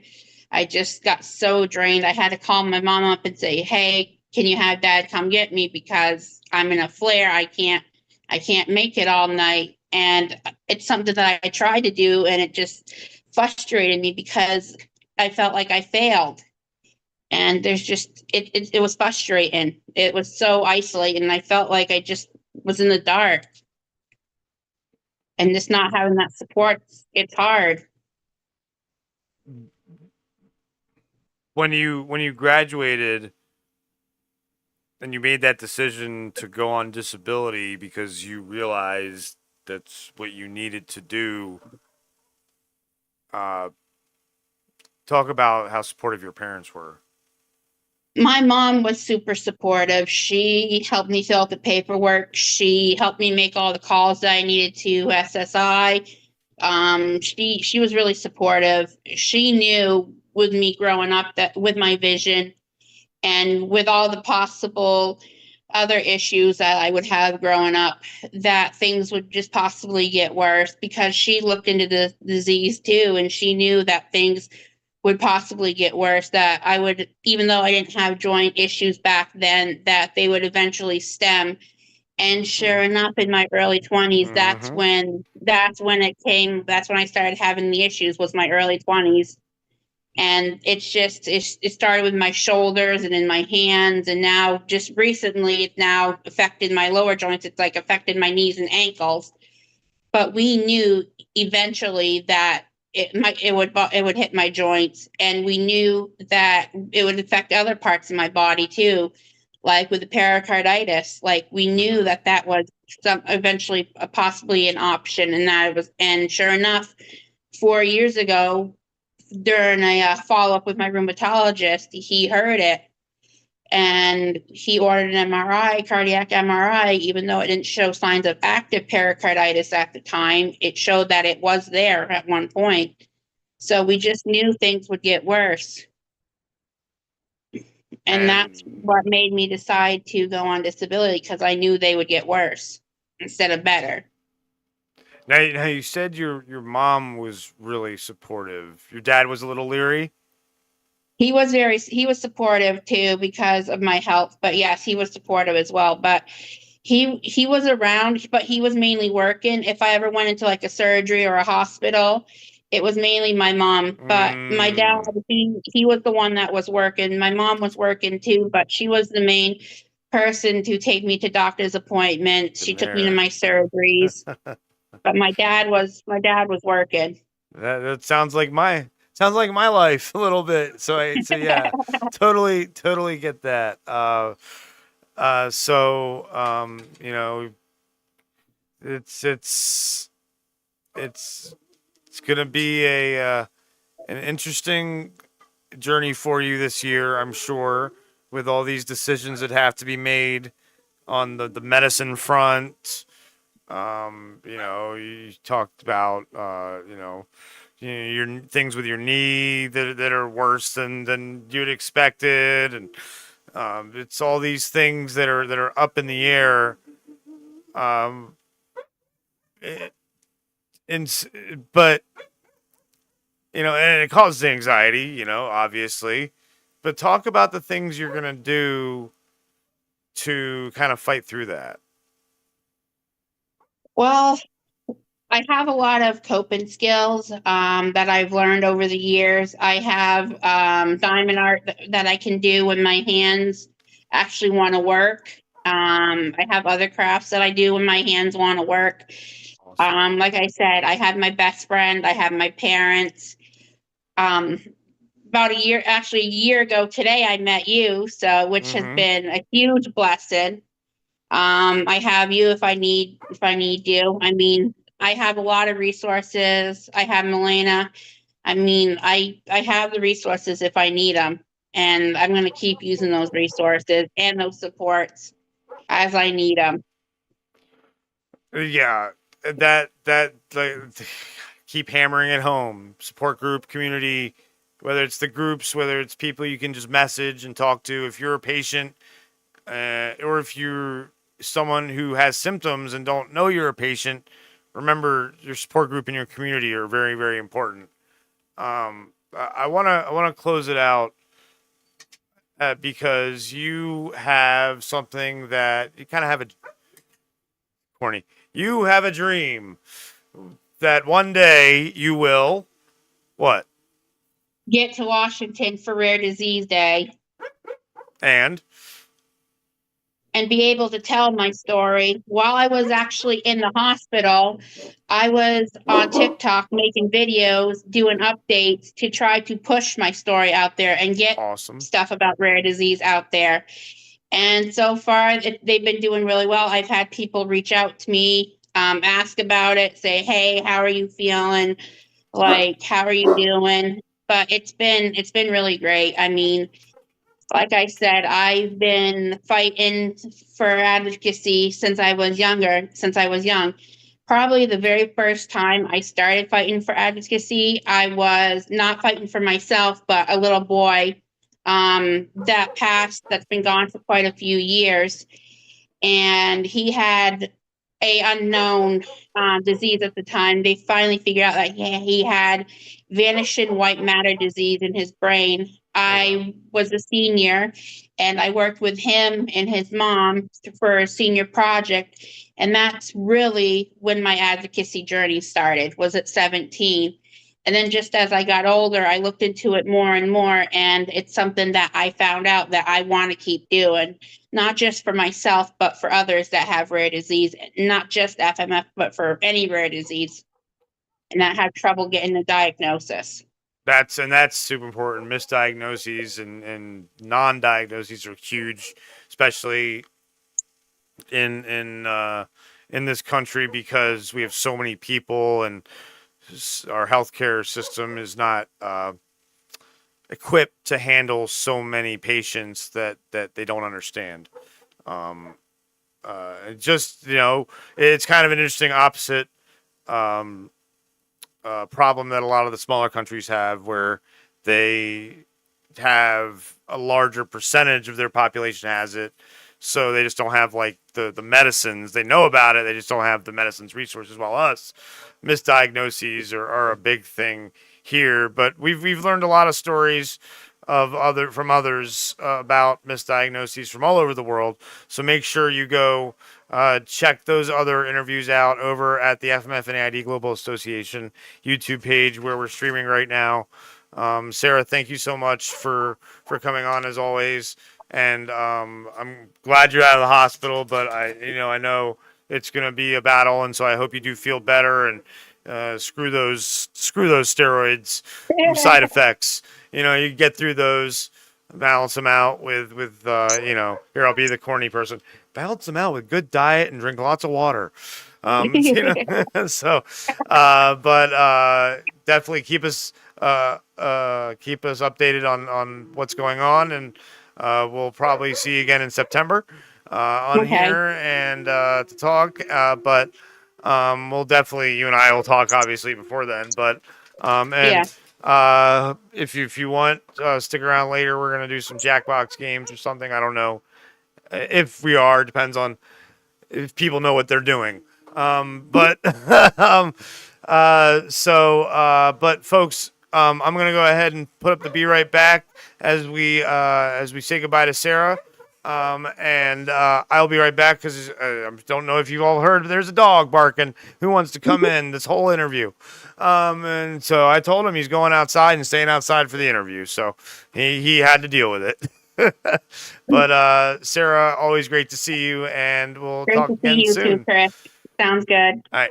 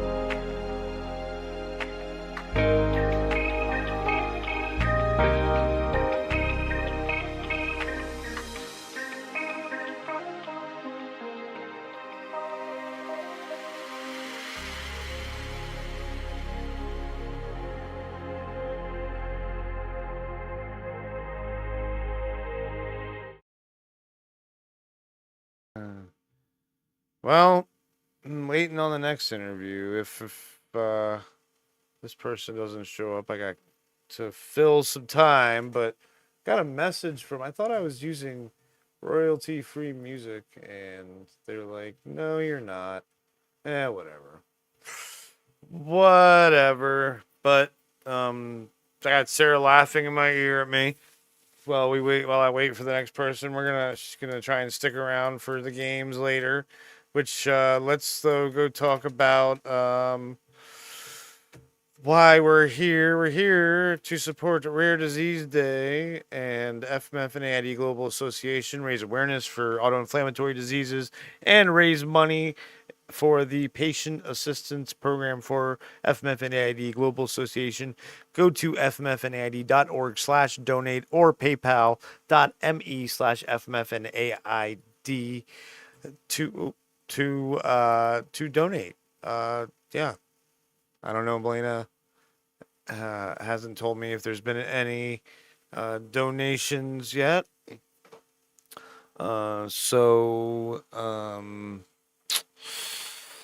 Yeah, just sitting and waiting. And I mean, I could do some, I don't know. If Brittany doesn't show up, we probably can get that volunteer Shay. Good old Shay there. Say hi in the chat, Shay. To come on and interview me. Because he wants to give it a whirl. He says he has some broadcast experience, so I'm intrigued a bit. But that's if Brittany does not appear. And so far, no Brittany. So let's wait and wait. Wait. Just wanted to pop back on and say BRB and give an update, kind of do the old PSA. Here, we'll play those videos again. We'll start with the first one, and here we go.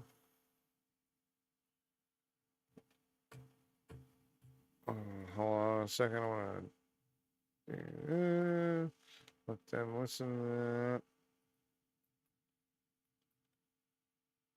that. Their greatest wish is for a healthy child. But sometimes things don't go as planned. The baby is born with a persistent fever or covered in a rash that no one can explain. Everything seems normal at first, until the symptoms begin. Pain, fever, swelling, episodes that come and go without warning. At first, they are dismissed as viral infections or growing pains. But the episodes keep coming back. And with time, they become more frequent, more severe, more disabling. The child starts missing school. Plans are canceled. Birthdays are missed. Family routines begin to revolve around hospital visits and medical appointments. Healthy siblings begin to feel the impact too. They wait in hospital corridors. They spend time alone at home. They learn far too early that the needs of one child can come before their own. Months turn into years. Parents go from one doctor to another searching for answers that never seem to come. Until finally, a diagnosis is made. A rare autoinflammatory disease. By then, the damage is no longer just physical. Parents are mentally exhausted, emotionally drained, physically worn out. Social lives disappear. Careers are put on hold. Income is lost. And families find themselves under increasing financial strain. Because not all symptoms are visible, they are often dismissed as psychological. Parents may even be accused of exaggerating their child's condition, or worse, of causing it. Patients or parents may apply for disability support. They fill out the forms, submit medical records. Wait, weeks turn into months. And after all that time, the application is often rejected because they don't meet the standard criteria, because the condition is not understood, because the system was never designed for rare diseases, conditions that don't fit into predefined categories, conditions where the patients often don't look sick, even when they are, conditions that are rare but real, yet remain unseen. Rare diseases, including autoinflammatory diseases, don't only affect patients, they affect entire families. It's time for a system that recognizes that. Behind every rare diagnosis, there is a patient waiting to be taken seriously, a family waiting to be heard, and a life waiting to begin.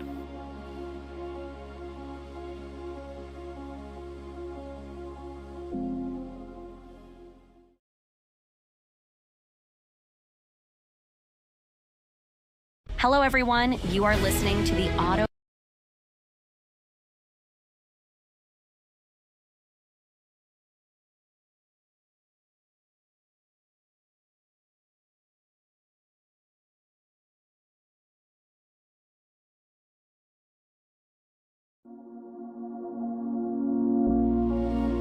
Meet Antonella, a little girl born into a world of pain no child should ever have to face. From the very beginning of her life, her body has been fighting a constant battle. Antonella was fortunate to have a knowledgeable doctor who ordered genetic testing and confirmed her diagnosis early. The real struggle, though, was only just beginning. Antonella lives with the most severe form of CAPS called Sinca syndrome. Extremely rare, many doctors will never encounter it in their entire careers. The disease causes constant inflammation, daily suffering, and life-threatening complications. Even with the correct diagnosis, her family faces impossible challenges.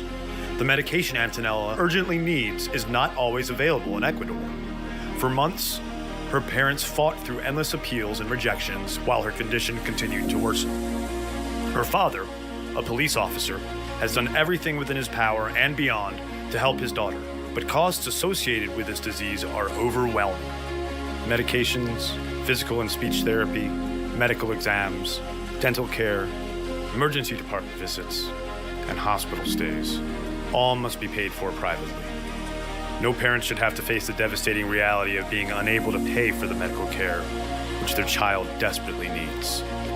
Behind each of these photos lies countless nights with never-ending flares, innumerable hospital visits, oftentimes being admitted, no sleep, and many moments of fear. Always wondering whether she will make it through yet another crisis. With the right care, Antonella's life can look very different. Care that controls the disease, prevents further damage, and gives her a brighter future. Only together can we help change her story. Your donation, even a few dollars, to FMF AID Global Association's Medical Assistance Program can provide crucial support to families like Antonella's, helping them access the medical care their children urgently need, and can give Antonella a chance and bring hope to many other children still waiting for help. With the right therapies and support, Antonella will learn to walk, will hopefully preserve the vision she still has, and will continue to develop, so that one day she can participate fully in society. Your support can change a life. Donate now at fmfaid.org/donate or paypal.me/FMF-AID.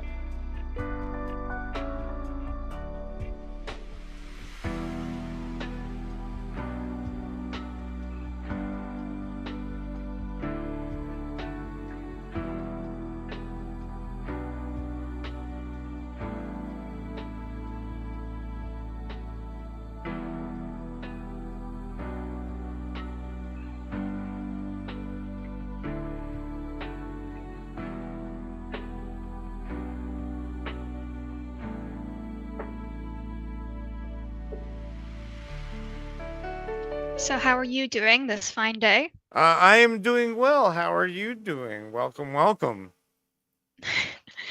Doing okay, thank you.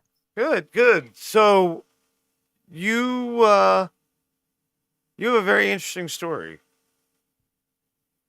of of kind of where you kind of your disease, your family, and um kind of the support system that you have. Talk about that a little bit for me, please. Yes, I do. Thank you. So I have been diagnosed with Yao syndrome, which is also known as NOD2 associated autoinflammatory disease. It's been a road trip to get here to this point. Spent a lot of years trying to figure things out. For me, I had pediatric onset. Mm. It's usually adult onset for Yao syndrome, but fun fact is one of my variants shares the same exon as Blau syndrome, but it is not a Blau syndrome variant. And that's way above my pay grade. It was just interesting. So when he eventually found that out, we had verification from Dr. Yao, because my rheumatologist was like, cool, now let's verify this. Mm-hmm. And he's like, oh, I'm not surprised because you have this variant on this exon. I'm like, okay. So pediatric onset, lots of fun. But it was mistaken for a very long time for autoimmune. And so I spent many years not knowing what this was, which makes it hard navigating things. But thank God for my husband, and then There you go. figuring everything out. Unfortunately, I was adopted, Mm-hmm. so there's no family history Been there. until very, very recently. Mm-hmm. And so we just spent most of my life, I thought a lot of this stuff was normal. Right? I thought everybody had to deal with these things, and I just sucked at it until I found a good doctor, a primary care doctor, who was like, no, something's definitely wrong.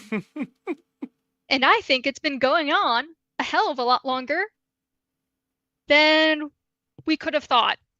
So that the whole adopted thing. So I'm adopted as well. I was adopted when I was a baby. I don't know my any biological parent. I know the story is all I know, you know.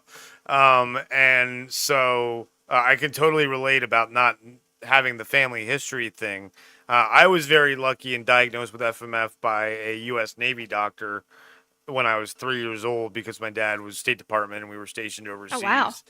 And but definitely the family history thing is definitely frustrating. I do understand that. And but like you you know you said until recently. Talk about that a little bit. So last year, late last year, I got in contact with my biological mother. Mm-hmm. And funny enough, she's been going through the same issues. But luckily, I had been diagnosed at that point. So she was able to basically take that to her doctors. And then she was eventually diagnosed at Mayo Clinic with the same disease. Yeah, we got to speak to her a little early. She said she spent about, a month up there. Yes, I think she has about a month up there. So it was so bad, she was like accepted through the ER. Oh wow, at Mayo Clinic. Yeah. Oh my. Yeah. Yeah. That's crazy. And that's so interesting because usually it's the other way around. You know, usually the parent gets diagnosed first and and knows their Right. disease, and it's an oddly different dynamic, and it's kind of fitting for someone with a rare disease, let alone an autoinflammatory disease, but a rare disease to have a kind of rare situation. Um, and you said it was child onset though, so you've been dealing with this for a long time. Um, Yes. and going through school, talk about a little bit, school age times, and did you did you want to play sports? Were you able to play any sports, things of that nature? How did it affect your social life? You talked about your husband, your dating life, things like that, and going through navigating being a person, as you in this crazy 21st century. So I think one of the largest issues I have with being chronically ill is I am both driven and ambitious and very competitive. So add that with a body that just doesn't want to cooperate with doing that, and you have a whole host of fun situations that you end up in. So I competed a lot in soccer, golf. Awesome. I did horseback riding. I did hunter jumper competitively. Like I was a very competitive child in many aspects. And so it would be kind of hard. Like we didn't know what was going on. The only thing at that point I was like diagnosed with was supraventricular tachycardia and POTS, postural orthostatic tachycardia syndrome, which is a dysautonomia, which now we know actually all stems from Yao syndrome and the inflammatory process there. So I would pass out. I would have trouble breathing after like running around like crazy. They just thought I had asthma, which it's not asthma. So it was just interesting. And I know my parents, they did the absolute best they could with what we had at the time. And they took me to see specialists and like other things. But in general, I was a relatively normal kid because I just pushed through stuff all the time. And a lot of the things that are actually symptoms, I just normalized.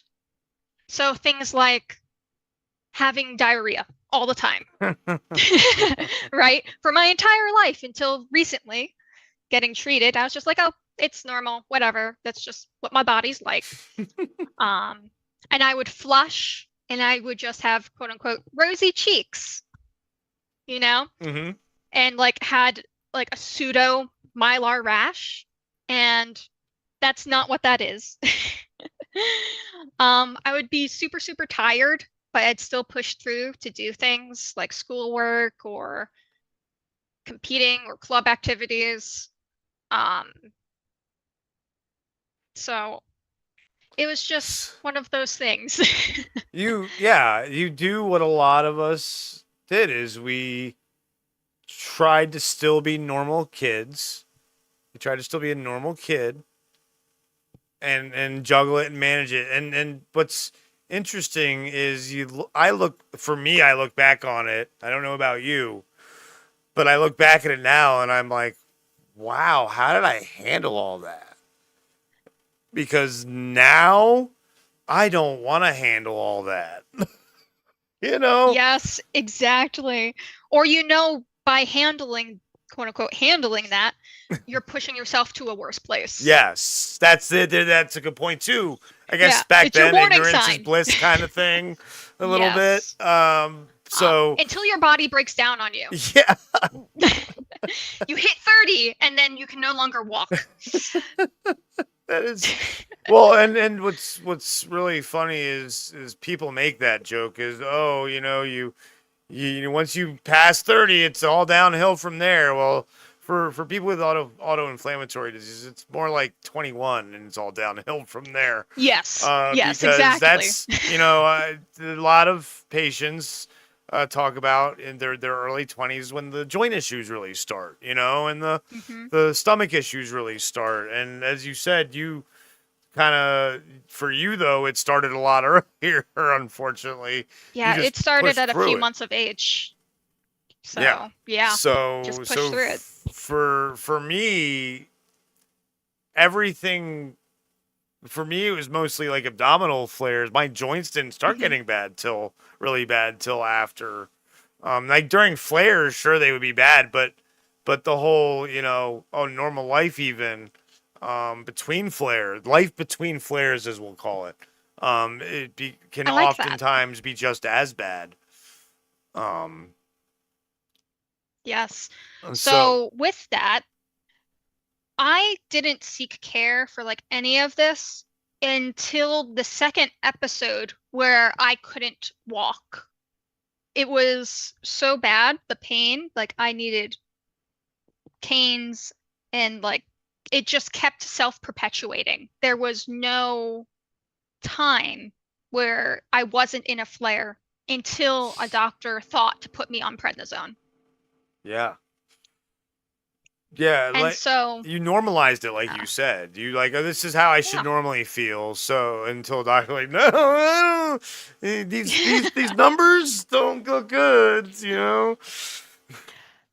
Yeah, or most of the numbers look fine, but there's one or two things that you check that are not within the normal panel. Yeah.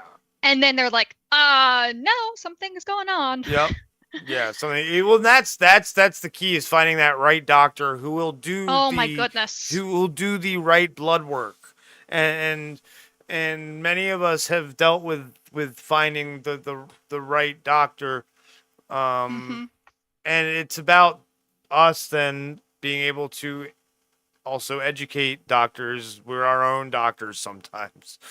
That's so true. We've been dealing with our diseases for so long, that we know our bodies, we know our triggers.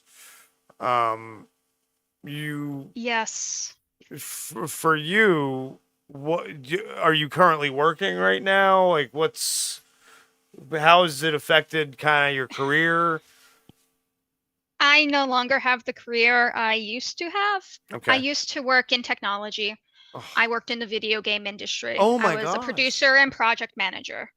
So I was like a high-powered person doing all of these things. Yeah, that's a crazy, grindy industry.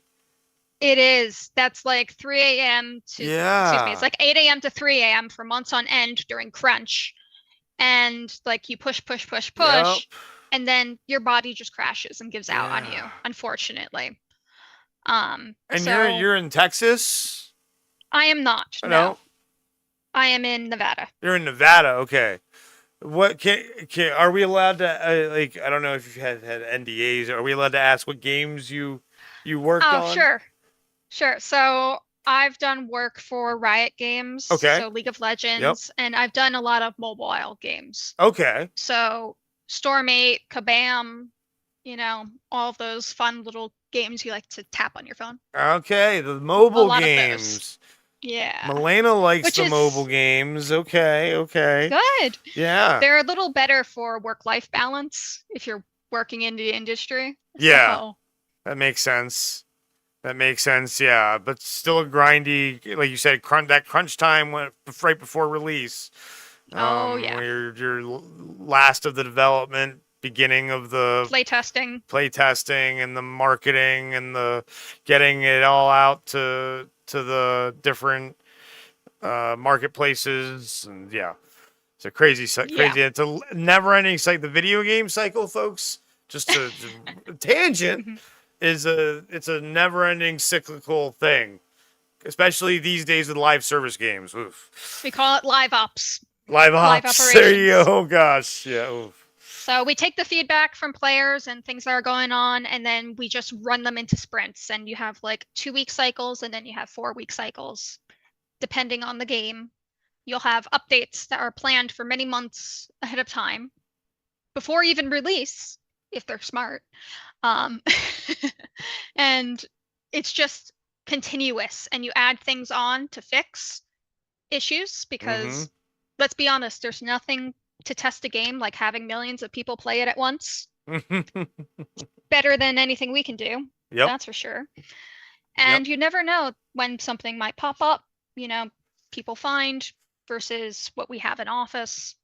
So yeah, it's continuous for forever. Yeah, you bring up, you never know when something's going to pop up. That must have been really hard to deal with, the disease and that cycle we just talked about, and things just popping up, and that's why not knowing when you have fires to put out. And yeah, that's why I no longer work as a project manager. I'm kind of clawing my way back to doing things now. Awesome. I hope to go back to school. I'm already accepted somewhere, so we'll see how that goes. Congratulations. Thank you. Thank you very much. My first degree was in physics, but I am now considered out of date for what I want to do. And so we have to go back and redo some stuff. I get that. Some of us do things the old way still. Yeah. Yes. I get it. So true. That's incredible. Now, for you with current family and everything like that, you talked about that support system. Is there anybody else, besides your biological mom, your family? Do you have what do you do socially for fun, to make sure that you can kind of cut through it all? And it's find you mean other than doctor's appointments? Sorry.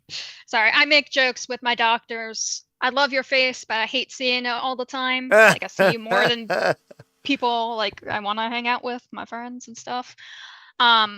Unfortunately, I've also had to cut down on a lot of my hobbies.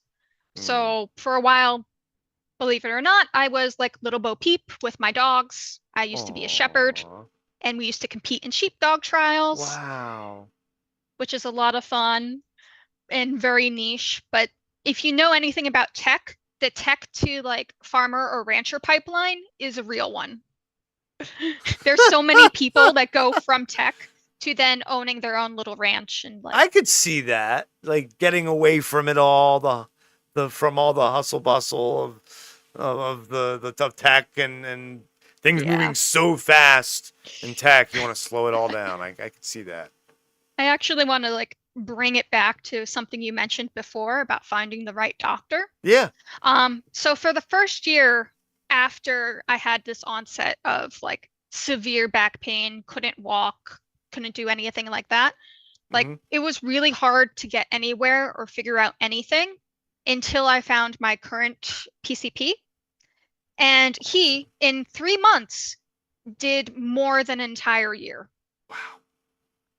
We figured out, we got colonoscopy done. We went through an entire array of different tests. We ruled out MS. We ruled out Hashimoto's, bunch of autoimmune stuff, and went through basically down the list of different things to rule out systematically. And we ended up in a place where we knew it was inflammatory. Everyone was saying, oh, inflammatory.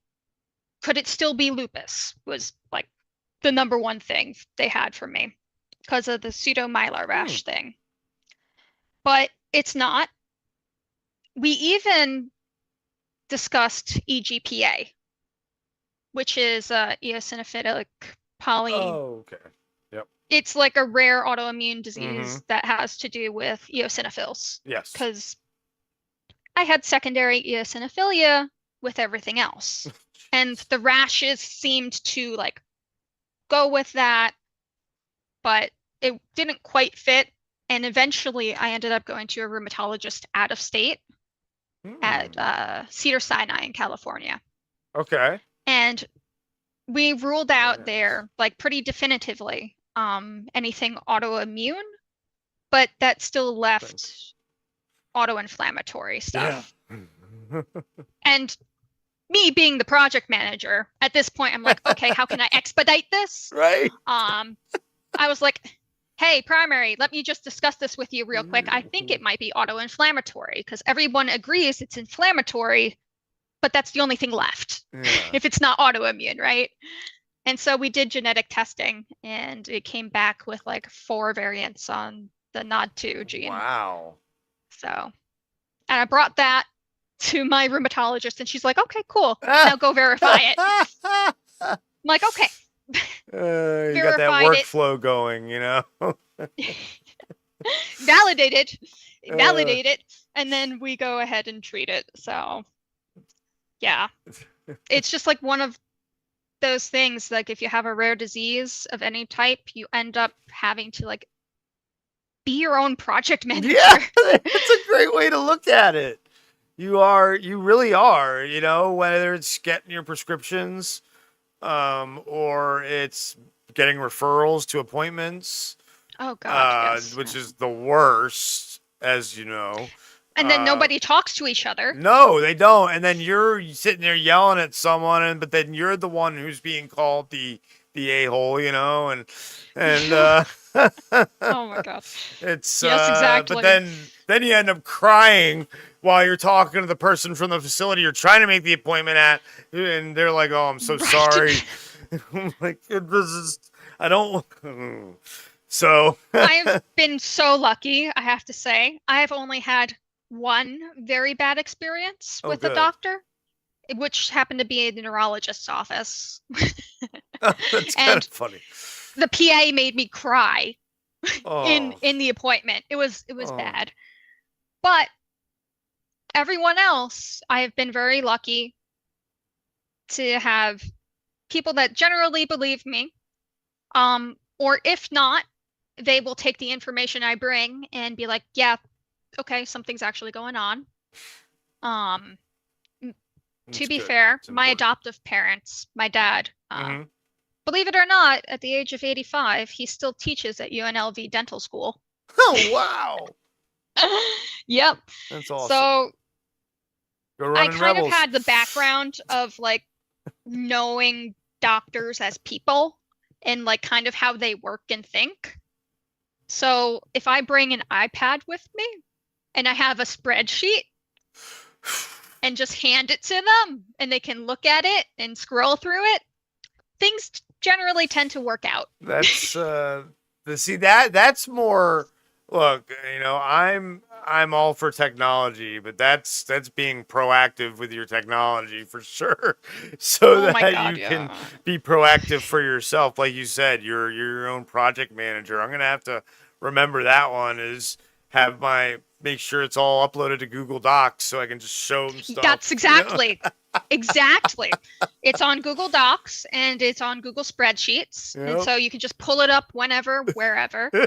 And then one thing I would add is keep a little list of like supporting like evidence. Yeah. So they publish something new. Cool. Save it to your device so you can bring it up and be like, here. Oh, you want a copy? Sure, I'll just send it to your printer. Done. So things like that can make things a little bit easier. Yeah, I think. To be fair, this is stuff I used to do for my dogs, and I thought to myself, why am I not treating myself as well as I treat my dogs? We never do. We never do. We tend to not put ourselves first. No. Especially if you're female or female identifying, then you tend to not bring things to the forefront, not want to complain or being seen as complaining. So you push things off. But those things actually might end up being symptoms and might be actually very relevant. Well, and it's the stereotype for men as well, you know, bottle it up, don't, you know, rub some dirt on it kind of thing, you know? And so both sides have their own stereotypes that like you said, make it hard for you to express what's going on and get some answers. And luckily like you said, you've been lucky with people around you, but I'm glad that you're telling in this to people, giving them that advice because people need to hear that. They need to know that. So they need tips, I mean, if what's worked for you could work for them as well. Absolutely. Right, So, exactly. Actually, believe it or I not. appreciate you bringing out those kind of tips. And if you missed those, just go rewind and rewatch. If you're watching this on the replay or even right now live, you can go rewind and take notes, people. That's actually something my husband and I are working on to actually bring to people. So you can just upload your labs from wherever, and then it will create a spreadsheet for you that is color coded. So that's where you're still kind of doing stuff on the Yeah. project manager software side. You're building an app like that. That's amazing. That is a fantastic idea. I don't feel people should have to deal with all this stuff. It should be easier. And if I can do something to make it a bit easier, I will. So. Well, definitely keep us updated on that for sure. Let us know if there's any kind of place we can watch for updates or anything. If you have kind of an independent software company that you have a site for or a Facebook page for sure. Because that's definitely. Really cool idea. That's something that autoinflammatory patients, rare patients could definitely use. It's funny you bring that up because I'm working on getting a bunch of like scans, MRIs, X-rays right now, and I'm like, oh, can you send it over here? Yeah, but you have to have them put it into this system and that system, and I'm like, oh, come on, why? Like, okay, fine, I'll make sure I remind them to do your job. Right. And so, but you have to just deal with it. So having something like that would be where it all just like you can just upload it and be like, all right, give it to me. I'll upload it all myself. Especially for when you have brain fog and you can't do anything. Because believe me, I know when it gets really bad and your brain just doesn't work and you think maybe one word every 5 minutes. Mm-hmm. I get it. It comes really, really hard to even just input stuff manually. So being able to just upload it and then have it do it for you. Exactly. Well, Emily, I wish you definitely fantastic luck and good vibes with that project for sure. And thank you. Continued, keeping healthy and everything. And I appreciate you sharing your story. It's been really, really interesting to hear your kind of perspective, giving people advice on how you handle things that's worked for you. So things that we need to hear, that we need to get people out there. And I'm glad you brought up the thing about articles. Utilize the internet for that, folks. Look up those articles. Go into the Facebook groups and ask. People will surprise you on their research skills because we have a lot of time on our hands a lot of times. So people will find those articles for you if you are having trouble yourself. So utilize your support groups for things like that, like we all have. Thank you again, Emily. Is there anything else you want to say? Tell everybody? Thank you so much for having me, first of all. I think one of the things I would mention is that sometimes there are a lot of things that are interconnected that we may or may not know all the patterns for just yet, or the pathways for just yet. But a lot more things can be secondary to your autoinflammatory disease than you think or suspect. That's very true. Until you're always questioning, and once you have the diagnosis, you're always questioning the weirder new symptoms. Is this new, or is this my disease? Exactly. Yeah. So do I go to the ER or do I just blast it with prednisone? Yeah. Exactly. Which is the last thing. Yeah. The second thing is you hate doing that one. You hate doing that. We Yeah. hate doing the first one too. It's all just a big mess. It's all bad. It's all but- bad. It's all no fun. But this was fun for sure. And so definitely, and September is World Autoinflammatory Awareness Month. So we'll be doing something like this again. So definitely come back and update us on life and everything. So it was fantastic talking to you. And you have a great rest of your Rare Disease Day, Emily. Thank you. You too. Thank you. Take care. Yep. Bye. All right. Well, that was a great interview. She didn't have a camera and didn't matter. That was a fantastic interview. She didn't need it. Did not need a camera for that interview. That was fantastic. Sometimes you worry, about no cameras, but no, that was amazing. What an incredible journey she's had. Being adopted as well. Working in the game industry, and that's for those of you that don't know, the video game industry is probably one of the toughest industries stress-wise there is because of how much pressure there is to meet deadlines, and they crunch you. And we both mentioned the word crunch time, so that's really hard on those with autoinflammatory diseases because of the stress that it puts on your mind and body. So that was the last interview that we have for the day. I'm going to go ahead and be right back again. I need to get some more water. And then I'm going to come back and we're going to talk a little bit about the interviews. And then we'll figure out if we're going to be doing the games or karaoke or what is going on next. Time to have a little bit of fun. I have no idea if we raised any money. I don't care. I'm enjoying myself. So I'm glad that we've been able to raise awareness. I've talked to some fantastically cool people. So stay tuned. BRB shortly.